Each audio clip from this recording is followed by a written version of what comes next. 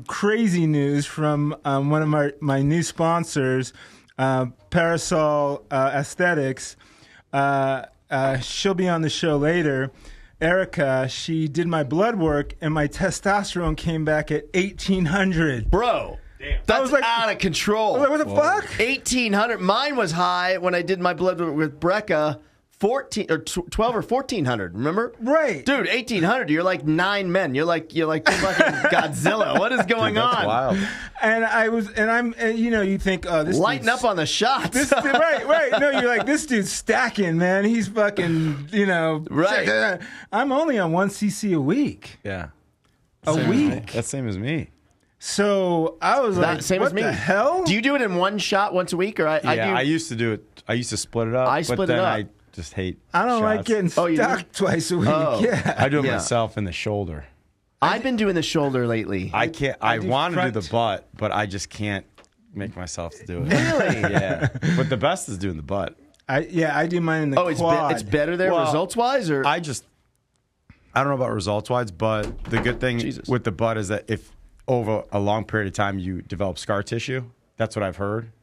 Okay. And so you don't want to have people like when you're wearing a tank top, you go, oh, okay, you're on it. It kind of, I don't want anything to discredit all the hard work and the discipline for years and decades. And so I feel like if someone sees a little bit of scar tissue on their shoulder, they just assume like, okay, yeah, you're on it. It's like, well, yeah, it's healthy to take testosterone. Yeah, right. Especially when you're my age. I can't believe you're really 60. I thought they were fucking with you. No, right? God, you look amazing. Thank you. When did you start on test?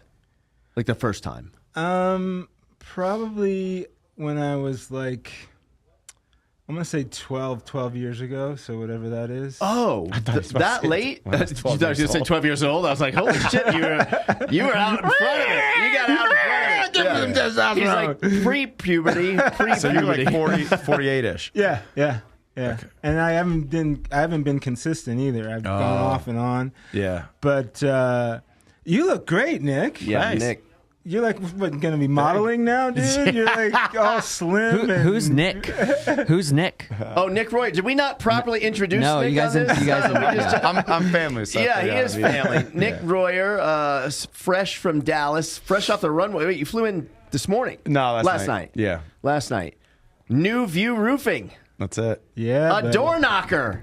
Do we have his lower thirds? Are you still really knocking on doors, though? I still knock. I'm blessed to have a really strong referral base right now. Yeah. But no, absolutely. If I don't have business coming to me and if I've got, 30 minits, an hour to spare, I'm out knocking.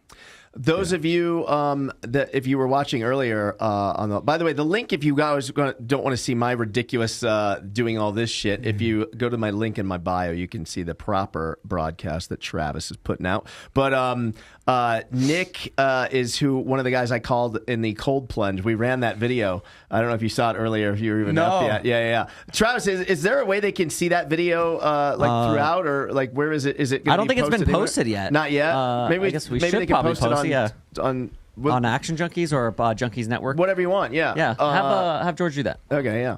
Can I have one of these? Yeah. Go ahead. Ape Water, sponsor of the podcast.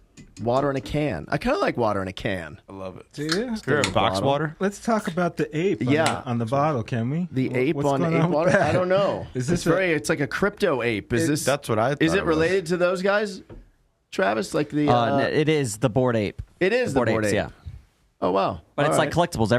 Every box has a different, or every can has a different ape on it. So it's like collectibles and stuff. I love can water. So I shouldn't get upset about the racial undertones. Ape water. No, it's okay. I thought it was a crypto thing. Yeah, an NFT kind of deal. What is it? Oh, so this is the hydrogen water. Yeah. This is what Gary swears on. Are you on the whole Brecca plan? 10X? I don't know about whole. I mean, I did my DNA. I take the supplements that are recommended. Right. I'll talk to him about my results, but I do a lot of things he recommends, so I'm super excited to hopefully meet him.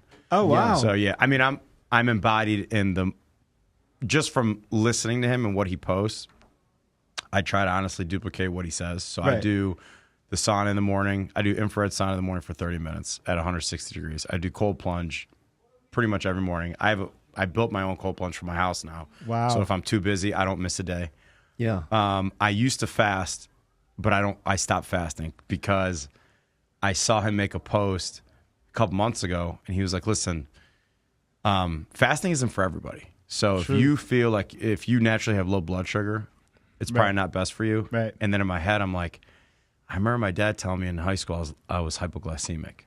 Right. So I started doing, instead of like a 20-hour fast, 19-hour fast every day, I would do an apple at like 11 a.m., an hour or two before I would lift. Got it. So I kind of try to embody a lot of pretty much everything he talks about. And how long have you been doing that? I started fasting. No, how long have you been in the protocol? Like everything. A few months. And how do you feel? I feel great. You look great. Thank you. Yeah. Are you on the I think it's semaglutide? No. So No. I've got a lot of questions about peptides. I heard that's like the rave. Yeah. And a lot of guys that I know that are on peptides look phenomenal, and they told me they feel amazing. Yeah. So I just do 1 cc of test a week, and then I take the anti-estrogen thing 2 days later. Yep. Okay. And then that's all I put in my body. So Okay. And I know we met on your show. Yeah. And your workouts are next level. How's your training? No, I kind of taper back on training more hardcore just because I got injured, and there's nothing more miserable than like trying to eat right, trying to do all the right things, and then What was the injury? and then you're hurt. So I went back to training like powerlifting because I was just so bored with my workouts. I had like 100 pounds of chains on my neck, and I was doing dips, and then I pinched a nerve in my neck, and that was miserable. And then I was deadlifting heavy, and I slipped a disc in my back.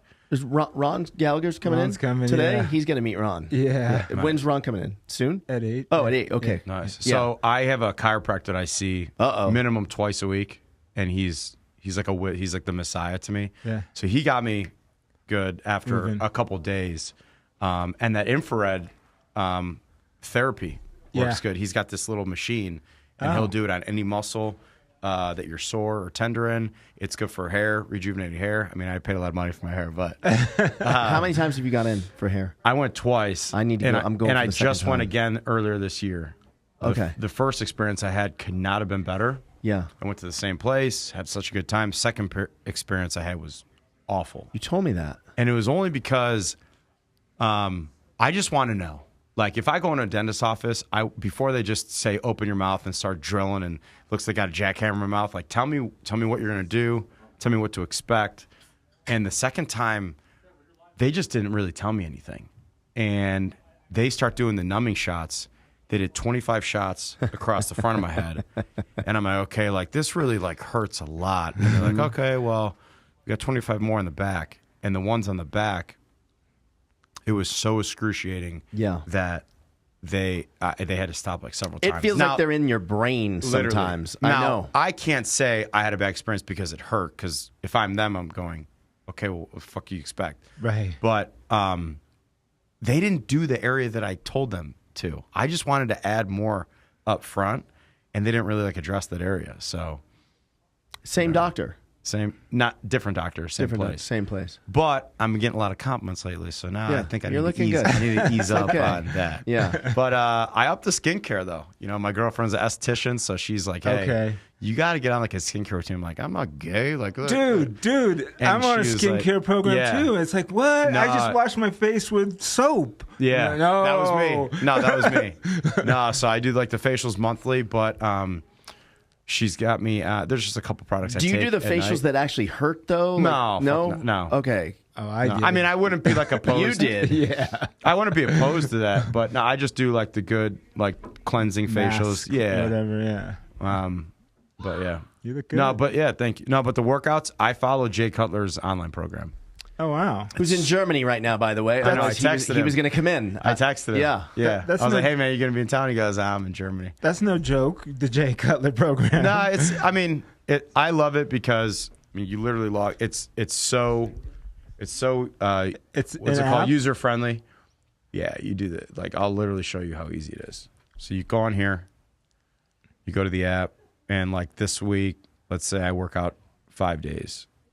So you're gonna go to programs, And you asked for the 5-day? So you could do mass or shred. I always do shred. Let's say this week I'm going to work out 5 days. View program. Here's my 5-day split. Here's week 1. This is my workout for Monday. Oh, wow. You go back. Here's my workout for Tuesday. Oh, wow. That's awesome. You go back.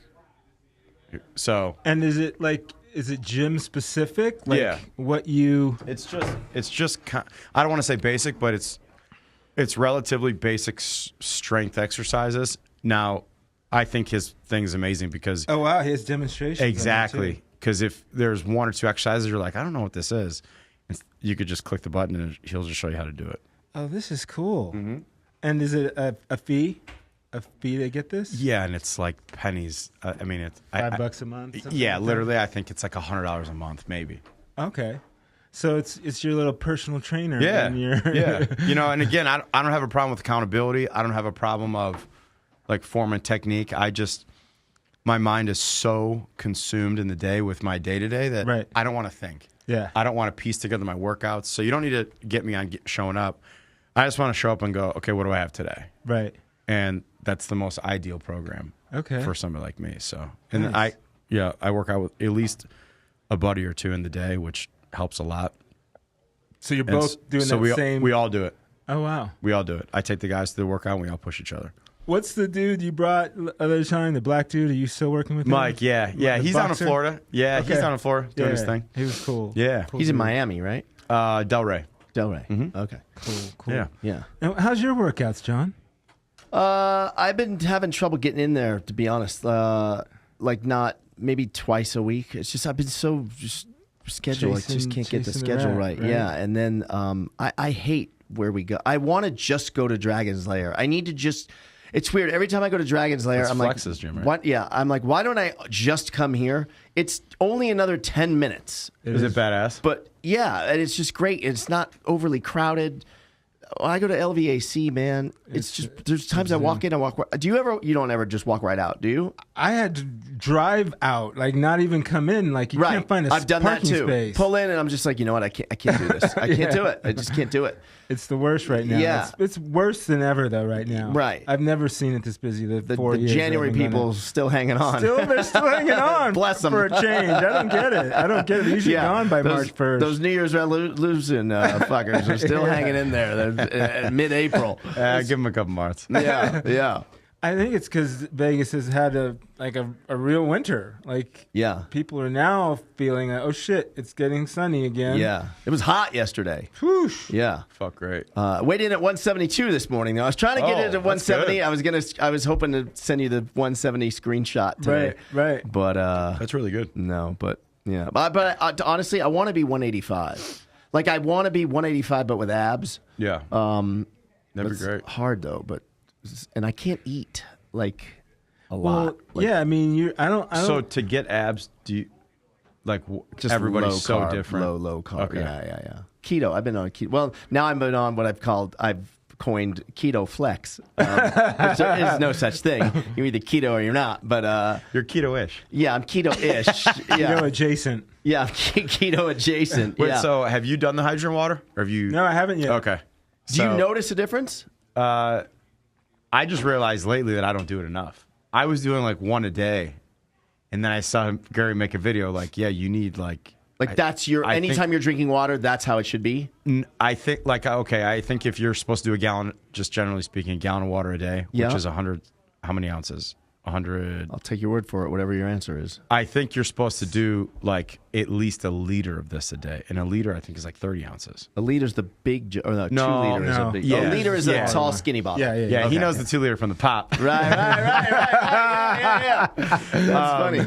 But I think you're supposed to do 30 ounce a liter, which is probably like 4 of these. And I was doing like 1. So anyways, I'm on it now. But you press the button, it adds hydrogen ions to the water. Gary Brecka says that the best water you could ever consume in the world is hydrogen water. and all the benefits of hydrogen water are like endless. So And what's the this name is of that it. company? I just found it online. I don't even know. Okay. I don't even know Not a if you sponsor. Maybe they should be. Yeah. Yeah, right. No, I mean, I watch this video. I start talking about it. Then an ad pops up, and I'm like, okay, this looks good. So I bought a few of them for me and my friends. Nice. So we all do it. But I don't. So in fairness, I don't think I've been doing enough up until recently. And how's your podcast going? It was going great, but I got Time? It's just idle right now, just because I've been just so in a good way. Yeah. You know, it's like, John, you're saying like, my workouts. You know, I'm going 2 days a week, and in my head, I'm like, I mean, come on, you in my head, I'm thinking like you could do another day, like one more day. You're right. And then I'm thinking the podcast. It's the like, same thing. Same thing. It's Yeah. like I could carve out an hour every other week to get a good, you know, but I just haven't made the time to. But again, I'm pretty blessed because we're coming off of last year. We had a massive hailstorm. And then this year, so hail season. Hail is your best friend. You should tell the people. Yeah. Yeah. So I own a roofing company, all you guys out there listening. And just like the auto industry, the roofing industry is precisely identical. You hope you get really big hail to impact properties. And so I do on the roofing side. And hail season, so to speak, is typically like March, April, May. We'll get hail in December. We might get it in, January, but it's typically March, April, May. So we got hammered last year in like February, which was really big, which is early in the season, softball size hail. Now we just got hit March. What's the date today? April 12th. Okay, so March 14th. Yep. We got hit. Ago. So almost a month ago, we got hammered. So relatively early in the season. So when these hailstorms come, it's like, boom. Yeah, I mean, it's raining money. Yeah, but I mean, it's like your biggest thing is you want to take the best care of your clients, and so you get overwhelmed in a good way. But you typically talk to 3 potential leads a day, when now you're talking to 45 leads a day, and it's like how you start to get that anxiety of, I got to give these people the best experience, and so all you could do is hire the team behind you and hire good guys and streamline We the were talking process. about that a couple hours ago. Travis just yawned. It is 8 a.m.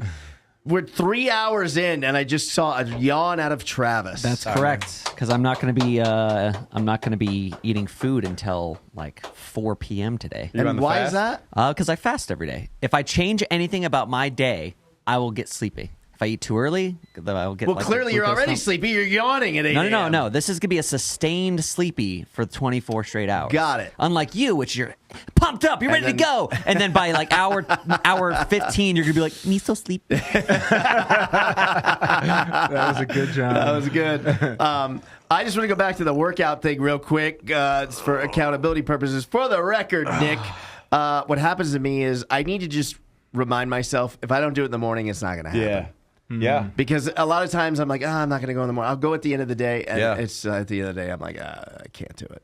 Same for you? No. You can go. You guys are different. You two are wired different. Yeah, I do the morning thing where I do the sauna and the cold plunge. Now my mind is activated. My mind is stimulated. I read something motivational in the sauna. So my mind is overwhelmed with like feeding my morning. My morning is overwhelmed with feeding my mind to be like. Sorry. We just got word David Meltzer is in the waiting room. Oh, nice. But also we need 40. Okay. Can you shoot 40 a text and tell him to Yep. patch Give him me into 1 this? second. Yeah. But let's bring on Meltzer. Yep. Hi, Meltzer. Big time.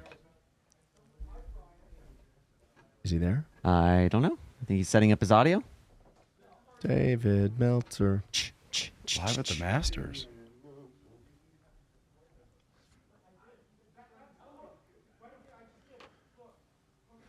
I don't hear you, David. I see him. I have a visual on the suspect. How do you see him? I can see him on this monitor over here that you can't see because of the curtain. Well, we're going to get him set up in a moment. All right. We're getting him up. You hear me? Oh, Yeah, we hear Meltzer. I hear you. Do you see me? He does not hear us. Oh, he doesn't hear us. Well, that'll be a problem. Volume up, Meltzer? He's like, of course my volume's up. Oh, he hears me. He doesn't. Just give us a moment. Okay. Technical difficulties, Dave. Oh, he can't hear me. right. I brought it back in. You hear him? I hear him. Just keep going, guys. Just keep talking. Okay, yeah. So we'll just fill time. Live from I'm the sorry. Masters? I cut you off, Nick, while you were in the middle of your thing. Oh, it's all 'cause good. we had a bigger name on the other Yeah, line. trust me. You know, sometimes you got a bigger name on the other We'll go back line, you together. know? Yeah. David can't hear anything. Oh, he's good. He's good. Oh, we're good. You hear me? No. Oh, Give me a moment. Okay. fixing. He said thumbs up. Okay. Ah, there you go. Yeah, you hear us? Hey. You're in? Oh, Do we have contact? Meltzer, can you hear us?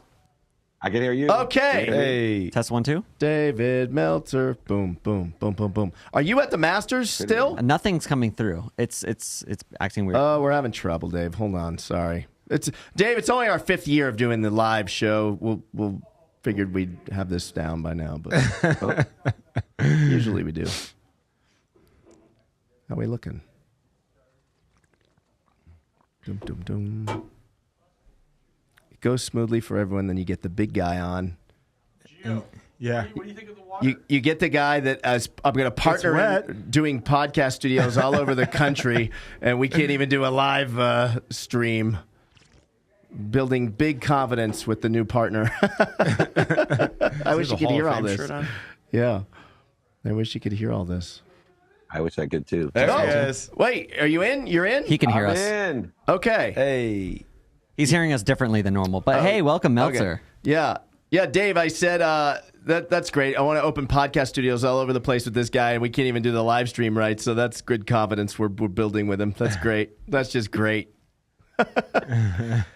I have all the confidence in the world in you, John. That's why I partnered with you. So if we could control technology to work every time, we'd be billionaires. But I imagine we'll get there someday.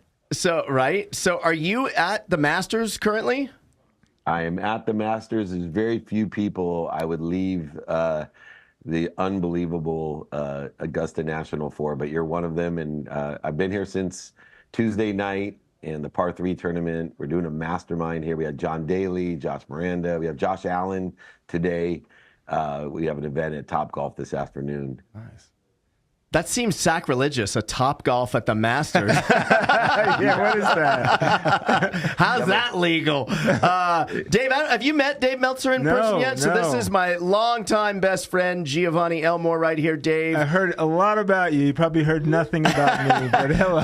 Yeah, this is my black friend, and no, 30-something years we've been friends, and we were partners in the PR firm in LA together. And I also have Nick Royer from New View Roofing, my buddy from Dallas, flew in just for this today. Honor to meet you. And I think we got my buddy Mike Forty joining from Boston shortly in a second here. But yeah, so thank you for taking the time out at the Masters today. I'll lead off with you. You got something for Yeah. Gio's a diehard football Raiders fan. I know you got a big football background, Dave. Yes, but I want to talk about the monkey in the room.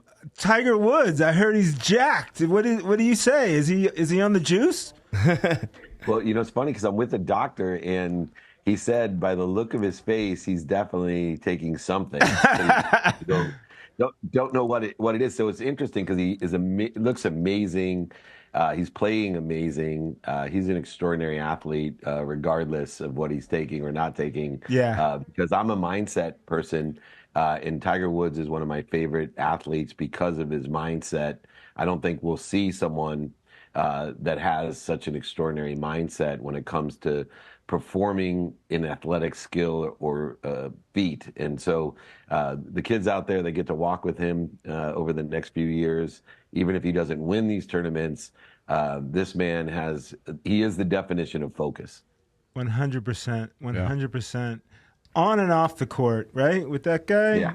He's a champ. Yeah, he looks good. I saw him in a golf cart yesterday and taking. It looks jacked, man. He looks good. I don't know if people forget, but he had a really gruesome leg injury. The car crash. Car crash, right? You could see he walks with like a slight limp. I feel like it's a lot better. I can notice on TV that the limp is a lot better, but he does look good. Hey, welcome, Meltzer. Yeah, Dave. I said that's great. Mike Forty, you're playing us loudly and clearly. How's it going? Yeah. we're building. Do you need me to reduce volume, Travis? Yes, I need you to turn off the stream on your end. Yeah, turn the stream off, 40. Yep, you're listening to us. Oh, you can tell I've been watching you. Yes, Yeah, you that's have. good, that's good. This is Mike 40, everyone. What's up, Hello. Mike? Hey, Mike. Mike, say hi to Dave Meltzer. Hopefully, do we still have Dave? Hopefully, He's still here. yeah. Yes. All right. Nice to meet you, Dave. Good to meet you, Mike. I've been following a while, and I'm inspired by a lot of your content. So it's a pleasure to meet you. Even if you were inspired by a little of it, I'd be super happy. So thank you so much. Dave, I wanted to have Mike join us because Mike has a company. Mike, tell Dave a little bit about your company, and then I'll jump in with my question for the two of you. Sounds good. So I've been an independent entrepreneur after a long corporate career. And really, a majority of my time today is helping grow a business where we're focused on tax debt and helping people relieve that burden. And what's been very interesting over a short career in this space is the age of the people that this is impacting, the economic profile of the people that this is impacting, and the funding that you're seeing even in a macro perspective with the headlines of $80 billion going to the IRS to try and stabilize a system that is less than efficient, right? It's a government system that they're trying to get their hands around collecting the money that is owed to them. And as they get better at that, and gig economy is a contributor, right? 1099 environments, the age demographic of young people who are influencers, right? We're here sitting on a podcast. People are getting sponsorship money that is coming in as 1099, not tracking it as a W-2. The old school ways of W-2 equals fill out TurboTax and talk to my CPA to alleviate my debt or to stay compliant with taxes. It's a much more complicated environment today. And we're helping people approach the IRS and say, this is the current situation. These are the programs that exist today. Let's figure out a way to help this individual be compliant. And we're doing that with customers all day, every day. Great business. Yeah, so Dave, my question to you was, when Gio and I had the PR firm, we worked with, I won't say names, but Olympic athletes, a lot of UFC fighters that are 1099, and a lot of these guys, they, when you're the Derek Jeters of the world and to Tom Brady's, you've got people, right, that handle your life. But a lot of these athletes, even though they're big names and they're famous, they don't have that. And no one really kind of mentors them, and they get into tax trouble. I was wondering, did you have football players that had like a lot of the young? Did you have to look out for some of the young guys and like guide them and coach them when it came to taxes?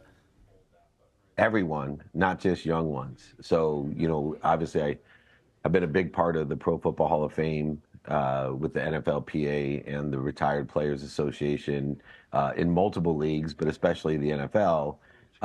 And unfortunately, even personally, have not been able to find adequate assistance, especially a lot of people, and Mike would know this, there's a huge roll-up over the last 5 years of accounting firms that occurred. And what happened was when they rolled them up, a lot of individuals who had credible assistance got rolled up into companies when their accountant for 20 or 25 years retired off of the money they made by selling their practice to a conglomerate. And what happens then is that these roll-ups were overloaded, and there's such significant accelerated change in the space that a lot of older high net wealth individuals are left out in the dust as well. And that would include, of course, retired athletes who have made a lot of money, are used to making a lot of money. Their tax attorney or tax person has now been rolled up into a business that doesn't even know or care about them. And so they're getting inadequate information. And we saw that there's things like 1031B or, of course, the ERC program. My own accountant, when I said, hey, I have employees, do I qualify for ERC? Because they didn't know about ERC, just said no. And then I ended up going to another tax attorney and saying, do I qualify? And it was amazing because it was 6 figures that I qualified for that I would have missed out. Needless to say, I fired that person. So I think it applies to everyone. I'm super excited to meet Mike because I have so many leads of people that I work with that are athletes and non-athletes that are having extreme challenges of what to do, even if they have the intent to pay. They may be under the misperception they paid enough, or two, they may not know where to go to figure this stuff out. So their greatest conclusion is not to pay. Yeah. Yeah, and I think a normal CPA is not versed in these programs. This is a specialty. We were in the ERC space as well, and with tax attorneys and enrolled agents, it becomes something where it is a specialty just like anything else. When you're working on this all day long, you understand the nuances of a specific case, and we see pro athletes. Pro athletes are responding to our marketing as the experts, and we're able to help them.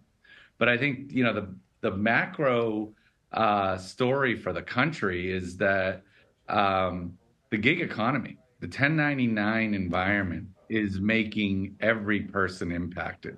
A common use case that we see is COVID was tough, and people took money out of their 401ks to live. That money became needed money, not the money that they could plan to save for the tax implications of a financial move like that, right? And how do we take a current state of the truth, explain to the IRS that right now this person wants to address it, and we're in a blood from a stone situation. How can we work together? And we try and represent the client to the IRS as someone who is an honorable tax-paying citizen who has a tax burden put on them by the government that they can't fulfill right now. It's just an honest situation. What can we do? And we will work through that available program option with the IRS. And what actually really ends up happening is the IRS is generally understanding if you address it. The biggest problem is people don't realize that opportunity is there because you can't get through directly. We have a special practitioner line that allows us to quickly get the IRS on the phone and explain the situation. When we do that, there are tremendous forgiveness options and at least asset protection. When there is inertia around a stigma of tax debt or a paralyzing inability to actually do anything about it, you're compounding interest in today's environment at 8% on that debt, plus the late penalties and fees. So an $8,000 quarterly payment problem turns into a $40,000. It's a run and hide situation, right? And what we try and do is just let people know there are options out there, and we'd love to try and help you. So needed. Gio, I know you had another question for Meltzer. Yeah, David, we'd be remiss without talking about the late, great O.J. Simpson and your background with the Hall and NFL players. Do you have any words to say about that man? Yeah, well, I think one of the things I like about the Pro Football Hall of Fame between other Hall of Fames is that they stay in their lane. So they judge people by the performance on the field. And you are in the Hall of Fame of football, not the Hall of Fame of character, not the Hall of Fame of kindness, not the Hall. In fact, a lot of times other things helped you get to the Hall of Fame that may not be looked upon as favorable with other people. So not to be judging or putting conditions on athletes other than for what you're paid for and what your profession was. So I admire O.J. Simpson for what he did on the field. And I try not to judge others for anything that's not quantitative in its measurement, which is why I love quantitative football, that you can measure how many touchdowns, how many yards, et cetera, just like in baseball, what your batting average is. And I think, I like the performance of OJ. I try to stay out of the political side of whether he did it or didn't do it. It's really none of my business. I feel sorry for everyone involved, and I'll never know the truth, and it's not my job to know the truth. And it seemed to me that everybody lost in his personal life. But as far as football goes, it's a great loss. I'm blessed. I'm the executive producer for a TV show we're remaking called First and 10. It was on HBO for 7 or 8 seasons, and OJ was, the star of that. So we'll be carrying on his acting legacy as well as we remake with some of the biggest names in sports and entertainment, First and 10. So you guys will get to see that as we are developing the show right now. So I pray for the Goldmans, I pray for the Simpsons, and anyone that has been involved in OJ's life. But I would recommend, I always look for the light, the love, and the lessons in everything, even the tragedies. And there will never be on the football field another OJ Simpson, that's for sure. And I certainly appreciate, as a young boy, being able to watch the juice run through airports and run on the football field for USC and the Bills. Dave, you're so spot on when you say NFL staying in their lane, like when it comes to the Hall of Fame. Like when to think about baseball, I'm a diehard baseball fan, but like to think Roger Clemens, Barry Bonds, Pete Rose may never go into the Hall of Fame. This is so stupid. Yeah. It's crazy. Yeah, they'll put gambling everywhere around them, and they'll take all their money today. And look, unless one of those guys bet on their own team, bet against their team. Even when gambling wasn't legal, Shoeless Joe, look at his statistics. He'll never get in the Hall of Fame. And what about the guys that already put up big enough numbers to be in the Hall of Fame because of steroids? And the league knew everything about it, and now they're blaming a few players to use as examples. I mean, talk about arbitrary and capricious. That one frustrates me too. It makes sports interesting. It gives us something to talk to. And we're blessed to have gambling. We're blessed to have sports. They've always belonged together. Now, thank goodness, it's so easy to keep them both together. Yeah. Dave, I know I promised you 15 minutes, and I know I'm already past that. I'm just going to let Nick Royer ask you one last question before we let you go. It's an honor to meet you, Mr. Meltzer. I was going to go back to your ties to the NFL athletes and then also 40. Do you see as professional athletes, it's crucial that they get the proper counsel and training on just taxes and overall knowledge base on how to handle their finances. But do you feel that college athletes, there's going to be a big transition into trying to educate those athletes as well? Because now you have legally, for the first time ever, you've got 18, 19, 20-year-old kids making literally millions of dollars. Great question. So now it's you have professional athletes that are in between their age of 23 and 33, but now you've got 18 to 21-year-old kids with a massive amount of money, and I can't even imagine their mindset of what to do with this money. So, well, it's even worse because we were talking about the influencers, because there's way more, 10-year-old to 20-year-old influencers that are making way more than NIL guys. And at least the NIL guys have a structure with the NCAA that's at least encouraging them to seek people that can help. But it's a huge problem. And you're looking at someone, by the way, that's extremely academically educated that lost over $100 million in 2008 because I was financially illiterate and got bad advice from bad people. And I also didn't want advice because I was an egotistical, arrogant idiot. And thank goodness, I keep trying to tell my wife, because I'm in the position I am today, look, wasn't that great that I invested all that money in my future? And she's like, quit lying to yourself. You lost that money. You could say it was an investment in your future, but you're an idiot. And I'm here to make sure you're not an idiot anymore. So, it's going to be a huge problem, not just with sports, but with just young people that have access to a ton of money now and with no support. And it takes people like you guys to help and, reach out absolutely to Mike, because you find people who sit in a situation that you want to be in and ask them for help.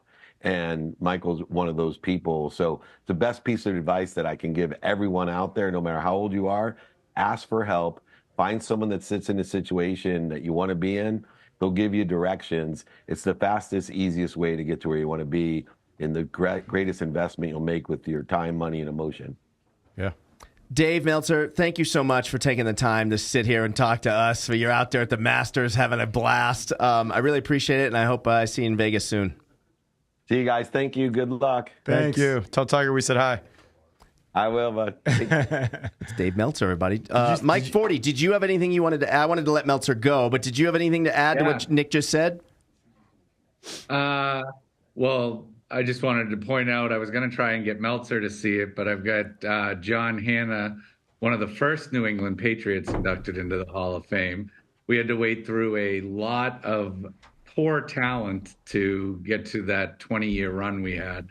I think what I wanted to ask you guys, as you were talking about that NIL, what I've seen being a part of recruitment processes with family friends is a recruitment technique focused on the price of the scholarship.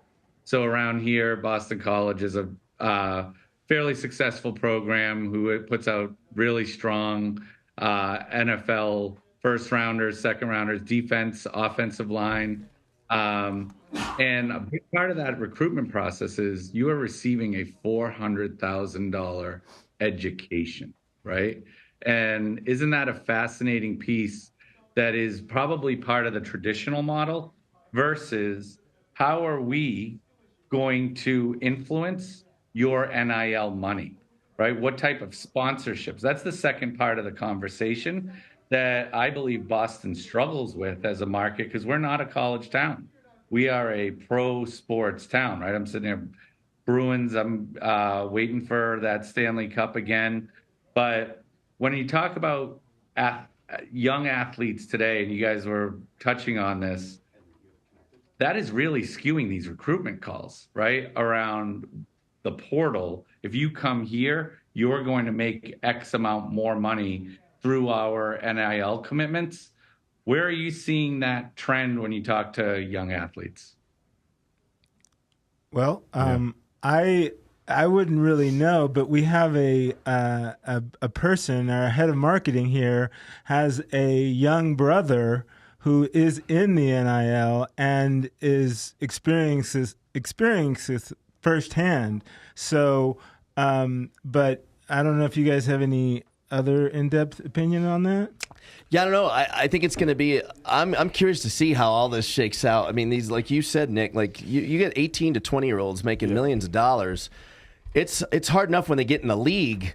You know what I mean? It's like, I don't know. I'm curious to see. It's probably going to be both. You're probably going to see just tragic cases where they blow through the money, right? And then you're going to also see people that really had good parents, good people around them, that the money they made in college on the field now might be enough to just carry them all through life without ever having to worry about money again. I mean, I've always been about paying the athletes, and I think that now that they're on board with it, it's like, okay, you're doing it, which is good, but let's look out for the best interest of the athlete. So I feel like giving an athlete now that they're eligible to get the money, I think that's great. But if they have no general idea, or they have no counsel, or they have no overall information about how to manage the money, we're not really helping them that much. Right. Okay, if you stick an 18-year-old kid with $1 million in a matter of 3-month time, from the time they get on campus to when they start spring training, like,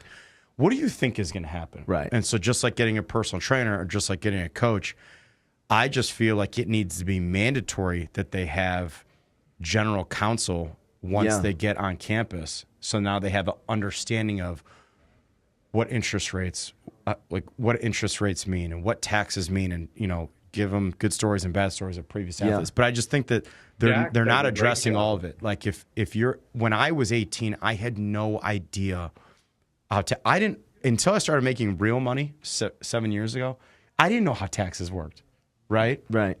As a business owner. So it's like, I can't even imagine an 18, 9-year-old kid. So I almost feel like with NIL, with college athletes, like it needs to be a mandatory almost class. Yeah.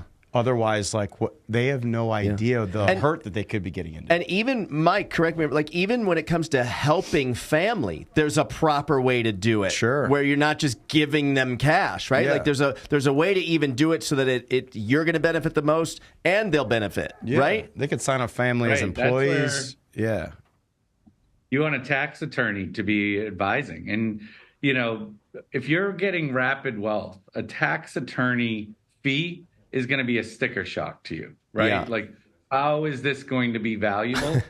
But when you just frame the things correctly. That $1 million that you talk about for an 18-year-old, it's $600,000. Right. Yeah. Right? Exactly. They don't even know that part. Right. I think Shaq does a really good job talking about the truth of his first contract, right? Where he went out and bought houses and Rolls Royce, and he went back to his business manager and was like, "Can I buy this?" And he's like, "You're out of money." He had to wait for his next installment. He ran through something like 17 million in like 6 months or something. There's a good story on that. And who did I see? Vince Carter was talking to NFL players about this. And how big is your circle, right? These large numbers that you've never seen, never felt attainable, are now yours. But if you're not actually understanding how much is yours versus the government's, that's where people are getting screwed. So if I have $1 million, I have 10 friends, I'm going to keep half. I'm going to give 5 friends $100,000 each. The 5 friends you gave $100,000 each, that money's gone. You know, we watch a lot of reels and the gambling. The thing that's interesting about the gambling is the ups are recorded by the casino, right? Who's keeping track of the downs, right? Right? You can't walk out of there with $20,000 without it being 1099. But how many times do you lose $1,000, $1,500, $5,000? How are you documenting that? Right. To show a true net income? Like, there's all these things that are, the government has watchdog controls on ups, and you've got to make sure that you're providing the full context of the story and categorizing these things right. When you're talking about protection of wealth, right? Revocable, irrevocable trusts, these types of investment vehicles that don't necessarily provide tax havens, but they protect your assets for your family and those around you. And those are the most important dollars you can spend right off the bat. The car is fun. No one's gonna but the car is a depreciating asset. It's literally the worst thing you could buy, right? It's the first thing people buy. So, financial literacy is, I agree, something that should be a junior high class, because that's getting your first job. And I have a 14-year-old who gets a check and complains about his 22% tax bracket. And I'm like, buddy, you don't even know how bad it gets. Like, how do I share in that tax bracket, right? Can we be filing jointly? But financial literacy is a topic that I get passionate about, because there are people that understand how to make these moves. We hear about this stuff all the time. Bezos doesn't pay taxes, right? Those are great headlines. There's a structure to that is within a tax code that has corporations that have certain tax liabilities, and he's protecting his own personal income in that. And that's where a tax attorney creates all that tax liability. Whatever you can save is a return on that is immeasurable. Mike, this was great stuff having you on. I know we're going to bring you back, I think, later for the Misha Tate segment, right? At whatever time I gave you. I don't know. No glasses on. 1 o'clock? 2 o'clock? 1 o'clock. 1 o'clock Pacific. And I'll connect you to Meltzer on a text tomorrow or whenever I'm done with this 24-hour madness. But we'll see you in a few hours. We'll check back in with you in a couple hours. Pleasure to be a part of it. Thanks, man. I'm glad I'm at the beginning. Get me again at the end. All right. All right. We'll see you later. Take it easy. See you, Mike. And Nick, we're going to say goodbye to you for now, and I'll keep in contact with you. I'll give you Gary Brecka updates, and we'll get you back. All right. And now we're going to bring in you got a panel. The panel. That First ever. Probably cursing me in the background. I see the panel in the green room right now. I see the panel. It's a good-looking panel, Gio. Yeah, I don't mess around. All right. Okay. Start setting up. What'd you say? Alrighty, so we are getting ready for the Fitness Junkeez panel here. I'm coming into frame right now. All right, so we are getting all the microphones set up right now. We got all the chairs being rolled in. Sorry for the delay, but that only means that this Fitness Junkeez content's about to break the internet. So are you guys ready to do that? I said, are you guys ready to do that? Woo! All right, let's go. Let's head on into the room.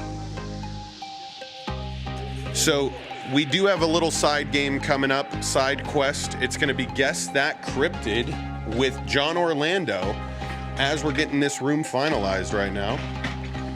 Brian. Boom. All right, so just start filing in. Find a seat, find a seat, find a seat, file in.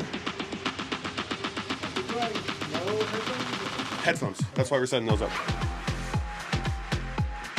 Cool, cool. All right, so Brian,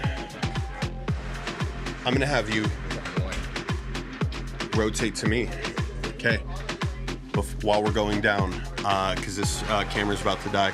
We may have to hold off on Guess That Cryptid until after this segment. So what I'm gonna do right now is I'm gonna toss up the wide shot, and we're gonna be getting started with the Fitness Junkeez panel here shortly.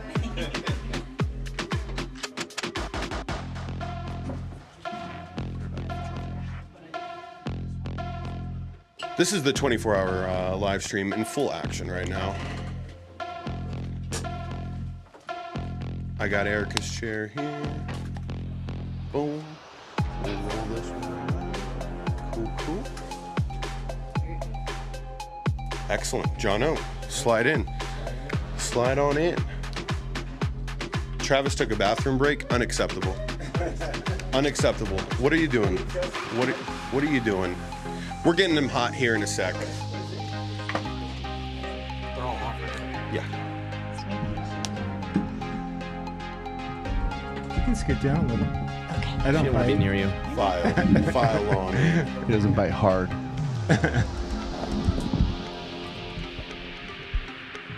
I'm digging this. I'm digging this. And the Fitness Junkeez panel has officially begun. Has it? Are we Yep. live? Check, Are all check, mics check. working? Text. We're on. Check, check. I think all of them are working. Everyone tap their mic. All right. Now clap your hands. All right, now spin around in your seat. Wait, why aren't you guys spinning around in your seat? Right? Yeah. All right, perfect. We're good. We're good to go. Let's What make it about- happen. George. Erica's mic, is it? I got you. My mic. Okay. Oh, okay. Okay. There we go. Was this yours? No. Okay. A beer. I like it. Are we back live? Yeah, we're we've here. been We're live. live. What you see up there is live, buddy. Yeah. Let's go. We never went away. Okay. Okay. We were on camera the whole time. Yeah, you know, it's Okay. all right. The 8 Wow. listeners. The first Fitness Junkeez panel. I like it. And we have a special guest. Yeah, what am I doing here? I don't belong. I'm like the one that doesn't belong. John Orlando, just for those of you who don't know him, he is the brains behind Sticky Paw Studios and the Actually, pod. Travis is the brains, but yeah. Well, yeah, the no, brains. yeah. He's the idea guy. I'm just the idea guy. I'm the hype man. Yeah. We've been friends for over 30 years, and we've been in businesses in LA and now here, and we're going to take over the world one of these days. One of these days. Yeah. This was his brainchild, doing a 24-hour podcast live. Dumbest idea ever. Yeah. I don't know. But it Something to seems do. to get people excited about it Yeah. because it's live, and I've been on the show before, but I've never had a dedicated segment to Fitness Junkeez. So you all are taking part in this inaugural experience. This is the first panel. History in the making. Yes, here. Yeah. history in the making. And I have a unique podcast where I like to bring in assets from videos that either I've seen on the social media or by my clients, and then sometimes we actually go shoot live at their locations. But I want to first get some introductions to my panelists. We'll start here with Sam. Hi. Just tell us who you are and what you do. I'm Sam Catlin. I'm a bodybuilding coach. So I work with Team Elite Physique here in Las Vegas. And I mean, that's pretty basic, but yeah. That's good. Yeah. Adam? I'm Adam with See You Later Leaner, which is also a bodybuilding team here in Las Vegas. Okay. I'm, excuse me, I'm Ron Gallagher. Right next door is Maximum Velocity Physical Therapy, but I'm basically a sports-oriented physical therapist. And I'm Erica Loren. I am the owner of Parasol Aesthetics Dermatology and Wellness, and NP. So I'm an optimal aging expert. I do like weight loss and hormones and Botox and fillers and all that fun stuff. My name is Christy Vaccaro. I own FitLV Fitness and Nutrition, and I am a women and moms transformation specialist. So do a lot of nutrition and fitness coaching for women and moms. Nice. We did me. What do you do? Well, I don't know. Take up space. The New stream. ideas. Yeah. You know. Awesome.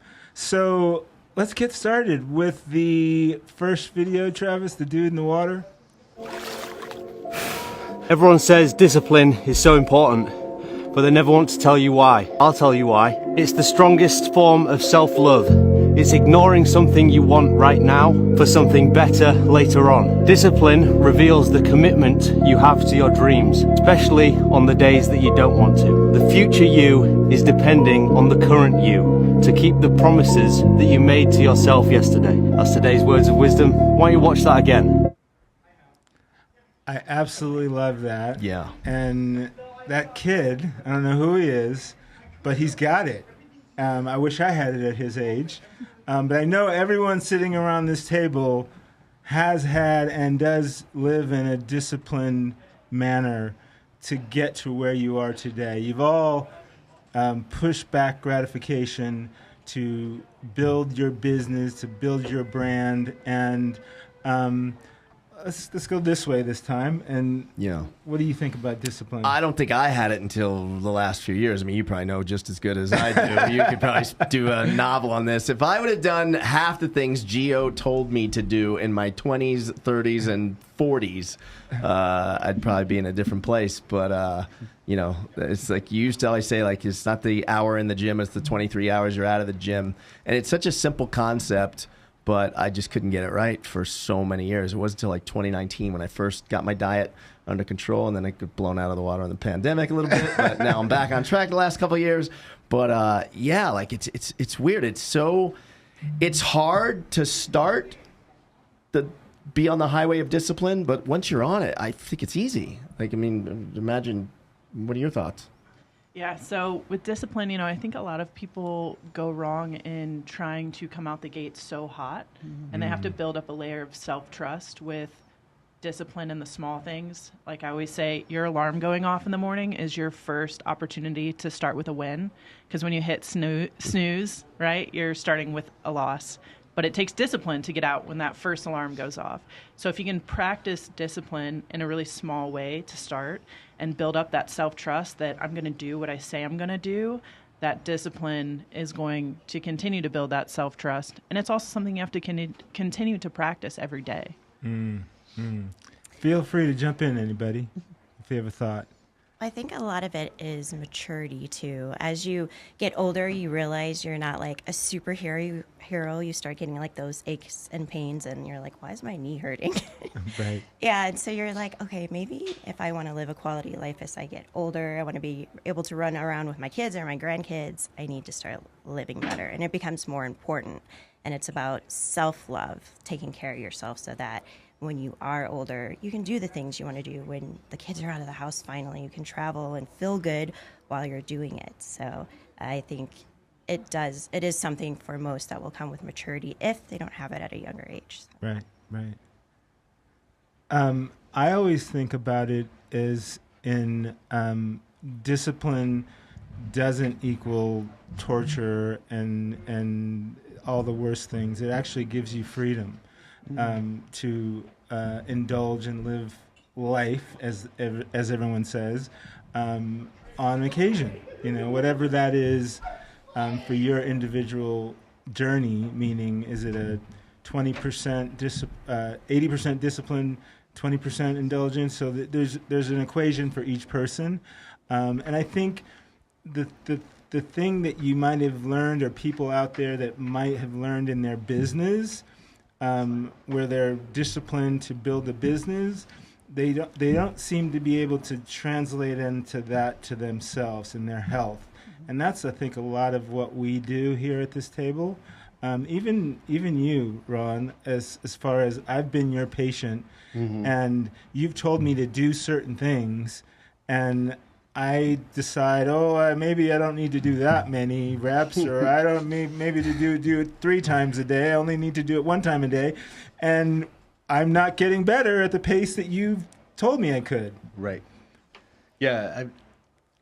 It's interesting how, like you said, you can like for the business, as an entrepreneur and as a clinician, I see various stages of in and out of discipline. So it's like always a mixed bag. Right. Anybody else on discipline? I wanted to just kind of go over, because Erica's talking about what we do as like parents, and I think that's a really important aspect, because with kids, when we are practicing that discipline, your kids see it, so they pick up on these healthy habits and being active, and that translates, generationally. It has like this ripple effect that I think is huge. Yeah. That's a perfect transition to Travis. I'm going to take us out of order. All right. Can you get to Christie's video? Yes, I think it's right here. Okay.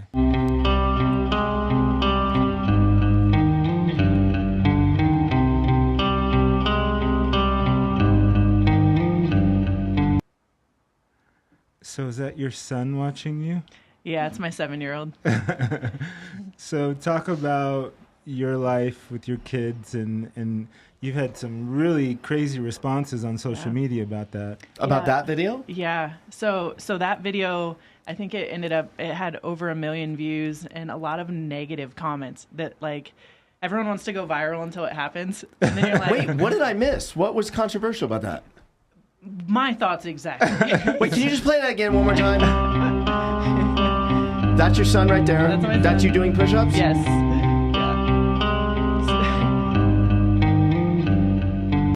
So there were a lot of comments that I was like forcing him to sit there. He was bored. Oh he was my miserable. God. I mean, People. you name it. Things about my body. Like it just spiraled into a lot of negativity. And I was like, okay. But the point of that, he comes down from bed, he sits down, and the first thing he sees in the morning is mom and dad working out, right? Right. And like you just said, we have this opportunity and responsibility, more importantly, as a parent, to show and demonstrate how we take care of ourselves. I'm really, really big on, I know a lot of parents, a lot of the moms I work with will drop everything to tend to their kids. And from the beginning, we set it up in this very much like, you come down, if you're like, Mom, can I have a this or that? In a minute. Like, I don't want them to just think that they are the only person that matters, because if I'm dropping everything to tend to them at all times, they're going to expect that from everyone else. And then they're going to end up doing that for other people. I want them to know that, like, yes, I'm your mom, and that's my most important job, but I also have an identity outside of motherhood, and I need to take care of me and make sure that I am, tip-top shape mentally, physically, emotionally. So then I can say, okay, I'm good. What do you need now? And now I can give you my full presence. So when you have that video and it goes viral like that and you've got haters in the comments, are you responding to the haters or what do you do?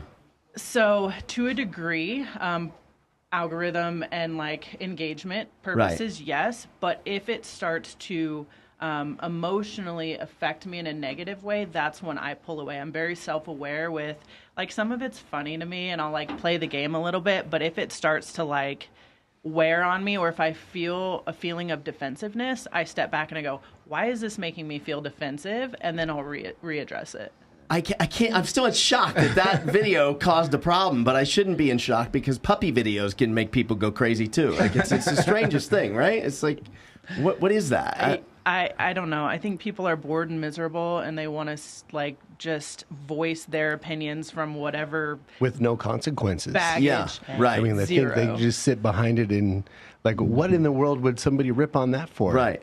It's Can't crazy. even believe it. Ron deals with a lot of hate on social media because Ron's I hate calling him a physical therapist. He's so not.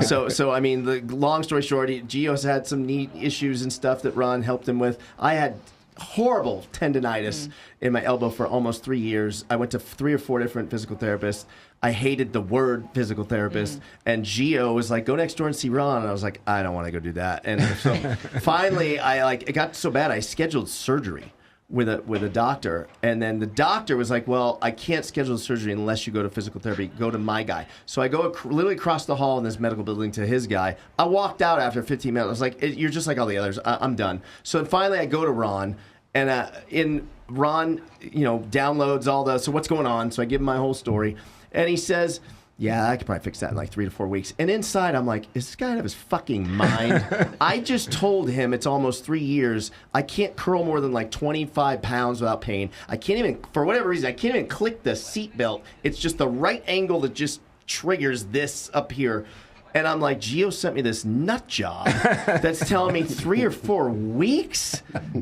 3 weeks. Fixed. It's crazy, and doesn't lay a hand on you. So like him calling himself a physical therapist, it's the wrong thing. But so Ron puts out a lot of content now. He puts out videos with his 2 cents on stuff that what physical therapist is like. It's the norm for their treatment, and he's like against the grain. So to people that don't know, including me before I knew, I probably would have been one of those people online saying, like, "Are you nuts? Like, dude, come on. You're not going to fix tendonitis in 3 or 4 weeks. Do not listen to this man," is what I would have said if I didn't know you. Right. But I've sent him, I don't even know, I lost track, 20, 30 people by now. But how do? You kind of go back at the haters in a nice way. Well, I try to spin it into funny. Right. Like, I don't care about this guy, in Australia who thinks, they don't like what I had to say, so he can just get on here and just say whatever he wants. Right. He wouldn't say that to my face. Right. So I think it's funny. And the post that I had, it's right at 2.3 million. And probably 4,000 of them are telling me how fat I am, and it's so funny to listen to like how clever they came up with telling me I'm fat. And so like after a while, I'm just laughing at these people. It's like the post is about inflammation. Right. It's not even about it's not really even a fitness post. Right. So I just found it entertaining that these people could just get on here and say, I can't hear you over your man boobs. I'm just like, what? Which, by the way, shout out to you. How much weight have you lost in the last 6 months? 40. Wow. Good for you. Thanks, Gio. Yeah. But anyway, it's just funny that they can just make whatever comment they want, and there's no consequences for any of it. So I'm like, so I made it a point to comment on all of those with something like, you realize this is a post about inflammation, right? Right. Like, just make, try to spin it. Yeah. And then, like you said, it boosts the engagement. Mm-hmm. So if you're going to post and you're going to be shitty, like let's try to turn it into engagement. Like, I don't care what this person says. Yeah. I want to hear a little bit more from the mothers in the room. These 2 young ladies here. What's your experience with teaching your kids by your actions? Well, generally, I would say we live in the most obese nation in the world. And when I was doing my master's program, we actually did a little study on obesity in children. Is it that nature versus nurture sort of thing? And it's a little bit of both. But children develop their eating habits by the age of 5. That's in the research. So when you think about that, and I thought about it as a mom, I was like, wow, they are watching. You want to give your kids all the sweet stuff because you want to spoil them. You're like, oh, here's candy, great. Right. But they're really watching and learning, and it's set by such a young age. So it's like, okay, let me make sure I have like protein and vegetables and a little bit of carbs. And, I'm going to the gym, mom's going to run a marathon or this or that, like showing them those things. And now their dad is total opposite. Like, he eats junk. It was like Buffalo Wild Wings. We were in Ohio, and like McDonald's all the time, and I'd be cooking these elaborate meals. So it was a fight a little bit, but now they're mostly, I'd say, leaning towards what I eat, and they want the healthy stuff. They want me to cook at night. They don't want to eat out. But I think it's definitely very important to show your kids that, and the exercise, so that your kids learn when they're younger. Right. So I think that was great she did that video. Yeah. What do you think? Well, Mine is grown now. She's 20, but I got into fitness and specifically bodybuilding. She was a little bit older. I think she was about 9 when I started getting into it. But she did pick up on those habits really quickly, like me eating healthier, prioritizing proteins. She used to, even at 9 or 10, she'd come work out with me in the garage. And now she's actually a competitor. Oh, no way. Yeah. She she competed a couple of weeks ago at the Jay Cutler Classic here. Wow. Yeah. How'd she do? She won her class, which is awesome. Nice. But the lifestyle definitely carried over, and she had her phase as a teenager where she was like, "Oh, I don't ever want to do fitness. It's just something my mom is into." And I was like, "No, as long as we're active." She played sports in high school, so some of it kind of translated, but she did end up 17, really dove headfirst into weightlifting, nutrition, and a lot of the things that I was into. Wow. Mm-hmm. Wow.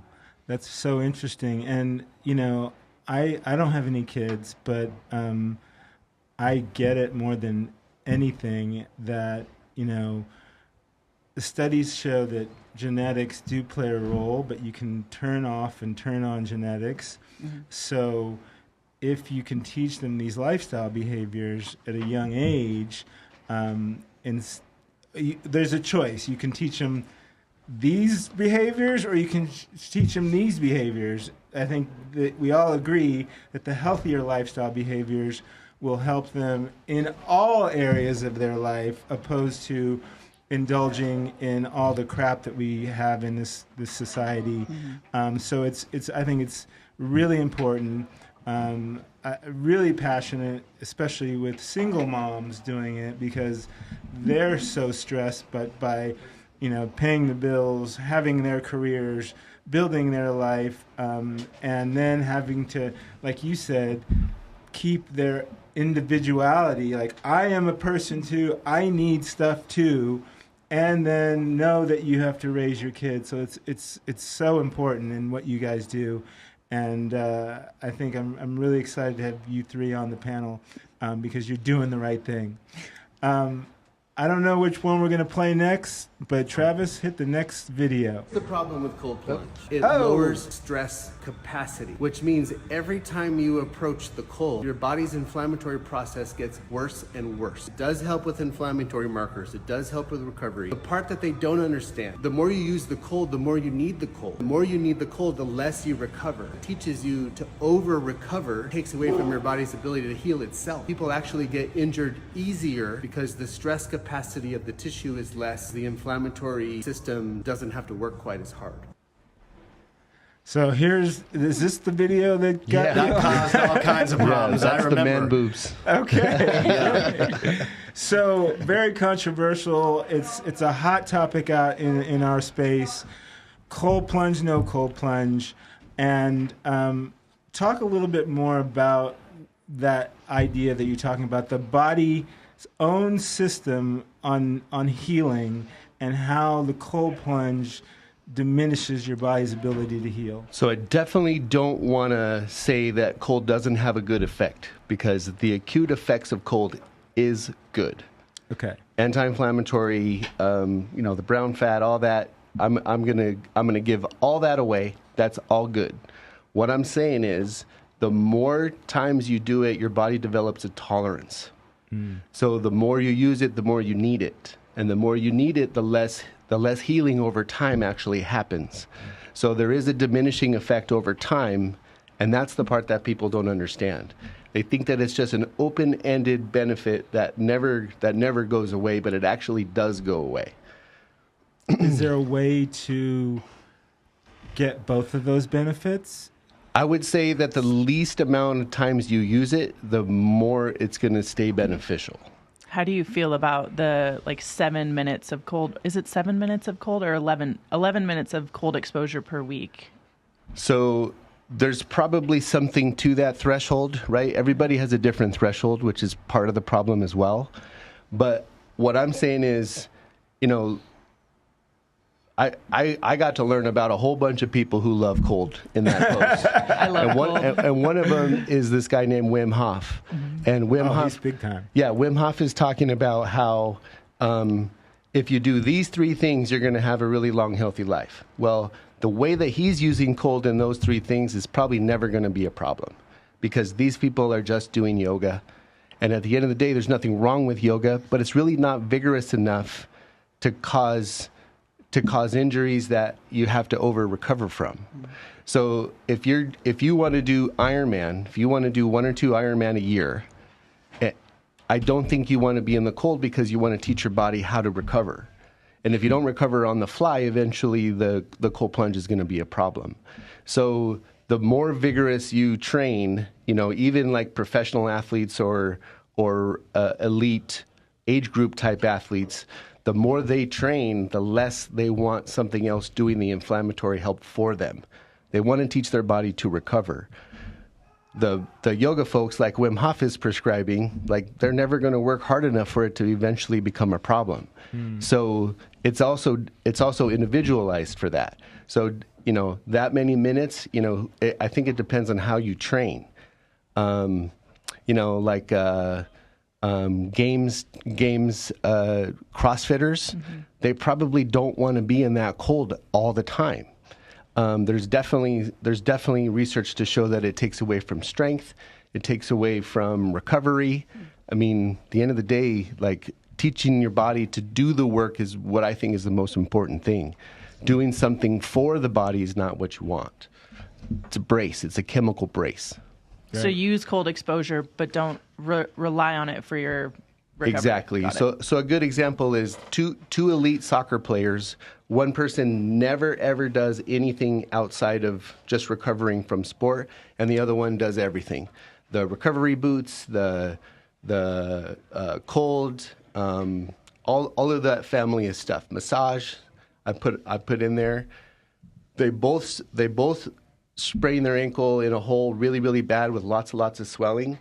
The athlete who always looks for inflammatory help will take longer to heal. The swelling will be there longer. Return to play will be longer. And the person who never does anything, who puts cold on, will shuttle the swelling soon, get back to playing earlier because they don't overutilize their body's tolerance. Right. And so they'll respond much, much faster to the cold and get back sooner. So which athlete do you want to be? Right. Do you feel the same way about like peptide therapy, like BPC 157? I feel like those are so new that we don't really actually know too much about them. But we have an expert sitting over here. yeah, what do you don't think? I don't really have I don't have any handle on that. I feel like that's relatively new. Yeah. A lot of them are newer, so we're definitely going to see over, decades how the bodies respond after being on them a long period of time.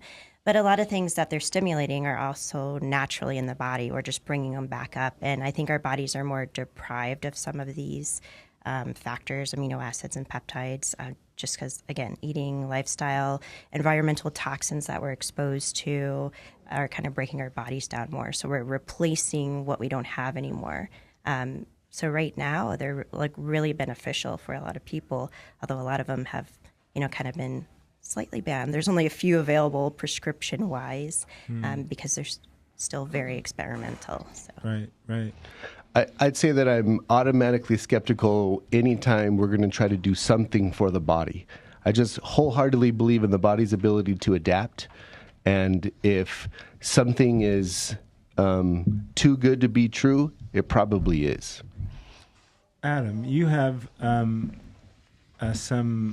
very common ground is your practice and the shock stuff that you do with your clients. Yeah. Talk a little about what you do and your anecdotal experience of what those programs do.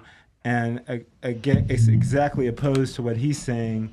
But what do you think about your treatments? Yeah. Well, it might not be opposed to what you're doing because in the amount that we use it, and Sam actually has one as well, we don't let our clients overuse that machine because they need... What's it called? Oh, it's called Newbies. So it's a neuromuscular re-education device. You can achieve hypertrophy. So it actually sends DC current into the muscle tissue versus alternating like a lot of TENS units do. So we use this for muscle hypertrophy. So with our bikini competitors, glutes, shoulders, men, we do a lot of chest with it. But if they're not training optimally, we can't just hook them up to the newbie and expect them to train well on their other muscle groups. So I usually make my clients do some non-newbie sessions with me to make sure that they know how to target those muscle groups without the machine as well. But you experience anecdotally, not necessarily scientifically, improvements on muscle groups using that. Yeah, and they're actually starting to come out with more studies that are showing, more hypertrophy with the newbie too. Because originally it was a physical therapy machine, and now they're, getting into the bodybuilding scene a little bit more. Right. Mm-hmm. What do you say over there, Mr. Physical Therapist? Well, if you're using it as icing on the cake kind of a thing, I mean, that I kind of get, right? I mean, as athletes, you want to feel like you're doing everything you can possibly do to be prepared. So is it ever going to hurt you? I would say absolutely not. There's really not any risk to it per se. But, and like you said, it can be the primary mode of getting somebody in shape for the show. But at the end of the day, the reason why I don't use it in my practice is because I don't believe it does what they say that it does. I mean, there is a activation that happens because there's electricity present, but I don't think it actually leads to hypertrophy as much. But I'm also not really in a hypertrophy space as much as these guys. Right, your functional strength. Right, it's more functional. So like a foot drop that needs more muscle tone to lift the person's foot, it will literally never do that. It will literally never get that person to do that. It has to be progressively overloaded, and it has to be trained that way. So the machine itself won't do that. Physical therapy clinics across the country are using it to say that they gave this person everything they got. But in the back of our minds, we're like, there's no real research to support that this is actually doing that. So it's not bad for you, but at the same time, I'm not sure how much it's actually doing. Well, John, I think, sorry to disappoint you. I thought you were thinking that was your machine that you wanted to get on, right? Right, yeah. Yeah, totally.